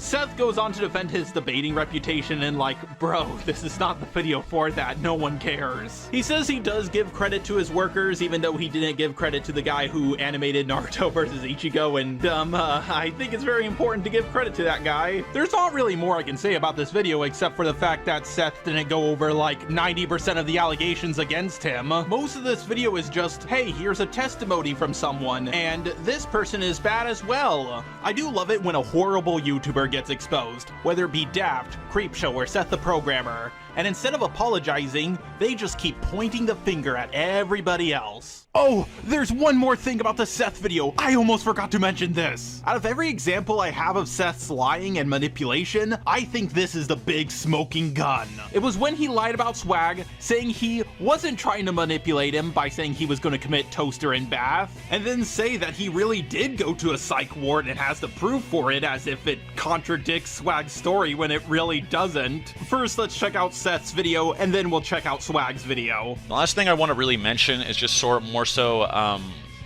this is sort of like a new development, and this was Swagkage, and it's trying to say that I was trying to use suicide as a manipulation tactic to get people to like vouch for me and do stuff. This was like a weird conclusion he came to. There was like no evidence I was trying to manipulate him at all. I just want to say this to you, Swag. You said you contacted the police 4 times up until February 8th. I was actually... I don't even want to mention this in the video, but I feel like I'm kind of forced to because you made your stream. I was not actually threatening suicide. I actually already tried to do it. Like on February 9th through 12th, I was in a psych ward. And they were keeping me in there for my own good. And while I was in there, they I'll just get the paper right here. This is exactly what they said, and I'll show a little bit on the screen. I don't want to dox myself. If there's any influencers that want proof for any of this, I can show it. But a lot of it is like doxing. So they said that I have a moderate episode of recurrent major depressive disorder, which gives me like suicidal thoughts and tendencies. So you know, when I did actually lose my life and my livelihood, yes, I actually did try to go through with it. And while I was in there, people were rooting for me. A lot of people I've never heard of before, or heard from before in a long time, were telling me to keep fighting and keep doing my thing. So that's why I came back to YouTube to try to... Sorry, it's kind of... This is kind of emotional for me. I genuinely was like, okay, I'll try to fight for everything. You know, I came from nothing, and I tried to work my ass off to make everything I have, and people are trying to take everything I have away from me because I don't have anything. So it was hurtful, and I don't really agree with this whole narrative that, like, because I want my friends to vouch for me on certain things that they agree with, that I'm somehow like some like Aizen anime villain manipulator. And yeah, I do know that like saying these things is hurtful to people, but that's not what I was trying to go for. Swag, if you wanted to know what I wanted you to vouch for me for, I just wanted you to vouch for me that I write my own videos. Oh my god, it sounds to me like Seth really was going to go through with it, and Swagkage just didn't believe him, and all Seth wanted him to do was vouch for him that he writes his own videos, and that's it. Swag sounds like such a horrible friend to not do this for Seth! Anyways, now let's go check out Swagkage's video to see how all of this is a lie. The actual thing that I wanted to play for you guys is at the very least, you know, if Clyde really... Look, if Clyde really doesn't want to interact with me because it's very stressful, he thinks I'm going to get mad at him or Kyoka him, and he's worried about my life, and you know he doesn't believe I'm a pet, okay? Everyone knows that. Just tell him to vouch for me on the pedophile thing. That's it. That's all I want. Right. And then I can live. I won't have to bother him. Right? It's completely honest because he doesn't believe I'm a pedophile. Not true, by the way. But you guys get the point, right? Like, if Clyde cares about my life, if he wants me to live, like, dude, what the fuck? What the fuck? Like, dude, what the fuck? I'm with Swag on this one. What the fuck? If Swag cares about my life, and if he does this for me, I can live. It's not a quote-unquote weird conclusion to come to that you were going to off yourself, because that's exactly what you were threatening to do. And also, you just wanted him to vouch for you that you write your own videos? Dude, in the audio clip, it's clear as crystal that you want him to vouch for you not being an EDP. And Seth referenced Swag's live stream, so he knows about this. He's blatantly lying. And as for the whole, I really did go to a psych ward thing, well, let's play another clip from Swag's live stream to show that he already knew this. He told me, first of all, that he'd gone to the psych ward. So the story that he gave me was that he attempted to commit suicide, called the cops so that they could come find his body, and the cops kind of talked him out of it and scared him. There were a bit of discrepancies between that story and what he told other people. Like, he told other people that he had second thoughts in advance anyway, that the cops didn't really have anything to do with that, but he told me that the lady on the phone was like, you know, she was like scaring him, like, what if you get paralyzed, that type of thing. That's not a huge discrepancy, but you know, it was just like worth noting, right? So he tells me this, and he tells me that the cops got him, restrained him, hauled him off to the psych ward, and that he was at the psych ward for 4 days. He told me this on the 12th, and 4 days before the 12th would have been the 8th. But as you guys know, I called his local police department. I know his full name, his address, all that shit. I'm not gonna dox him, don't worry. But like, if it comes down to it, like, I do, like you know, like Seth would, like, at the very least, that is one thing that I know for a fact that Seth is not gonna fight me on. He'll just be like, yes, no, Swag does know my name. So, you know, I got the name, address, I gave it to them, and, you know, like I said, they told me that they checked on him on the 5th, 6th, 7th, and 8th. I called them on the 8th, and then I called them again on the 10th, and they told me they checked on him on the 5th, 6th, 7th, and 8th. So I also called them on the 10th, and they said that those were the only calls that they got, which is really weird. So it's like, okay, there are a whole lot of things that are weird about this, right? Like, I'll get to the point first, and then I list the reasons why I think this. So what I think is possible, and I'm not saying that this is 100% true, right? Like, I want to take, like, the mental health shit seriously. I really don't want to be an asshole who's just like, yeah, you're probably just lying, because, you know, that's fucked up. But I think that he did go to a psych ward because he showed a receipt that, you know, like, he'd actually been at, like, this mental hospital for a few days to somebody. But I think that he was self-admitted. He did not actually try to himself. He did not call the cops, and they did not haul him off there, because the police officer that I spoke to did not make any allusion to that. I called him on the 10th, which is after he would have been admitted. The receipt that he showed this person showed that he was admitted on the 9th, and he got discharged on the morning of the 12th. Seth, Swag never denied that you did go to a psych ward. He just didn't think you went through with offing yourself. He believed that you were self-admitted to a psych ward. Now, maybe Seth really did try to go through with it, but none of his evidence contradicts what Swag said. And the fact that Seth is lying so much and not arguing against Swag's point, yeah, I don't believe he actually tried to off himself. If you're a supporter of Seth, and you made it up to this point in the video, please explain to me why you believe anything that comes out of this guy's mouth. But believe it or not, this is not the first draft for Seth's response. Apparently, he made another one where he was a lot more apologetic. I found out about it through Surfbone's video, which you guys should definitely check out. He is one of the biggest victims of Seth, where he apologizes to Surfbone and says he now understands what he put him through because he's going through something similar with all these allegations. I'd say the only other person off the top of my head, I'm not trying to ignore people for any particular reason. The main one would probably be like Surfbone. Surfbone, I want to just say this, because you were put into a similar situation that I'm being put in now, right? Where allegations are levied against you and people take the worst interpretation as possible. But I'm also going to say this, because Omar and we were going to try to reach out and talk to you, but I don't know why it never happened. I don't know if you like pulled out of it or what. I wasn't trying to like argue with you about anything. I was just genuinely curious about your perspective and was trying to actually work with you and understand what you're trying to say. Because I know that you're not like the best like public speaker and stuff like that. So I genuinely was trying to understand you and clear some things up. So I hope you can understand that. And then obviously me and Omar, I treated him like absolute dog. Removed him. Except for, you know, the stuff about Surfbone was false and the stuff about you was true. Seth has been taken down, but he's not out for the count just yet. This is not the end for him, it's just the beginning of the end. He's lost a lot of subs, so his videos won't get as many views as they used to get. A lot of the people who used to work with him want nothing to do with him anymore, and the new people he brings in to replace them will be very cautious. A few people did fall for his response video, telling all the haters to just watch the video, he explains everything. And I made this video to show that, well, he really hasn't. This video won't fully bring Seth down. I just hope it makes it a lot harder for him in the future to get away with bullshit like this. His latest video has gotten quite a few dislikes. He can keep saying that everybody else is lying but him, and some people will believe it, but most won't.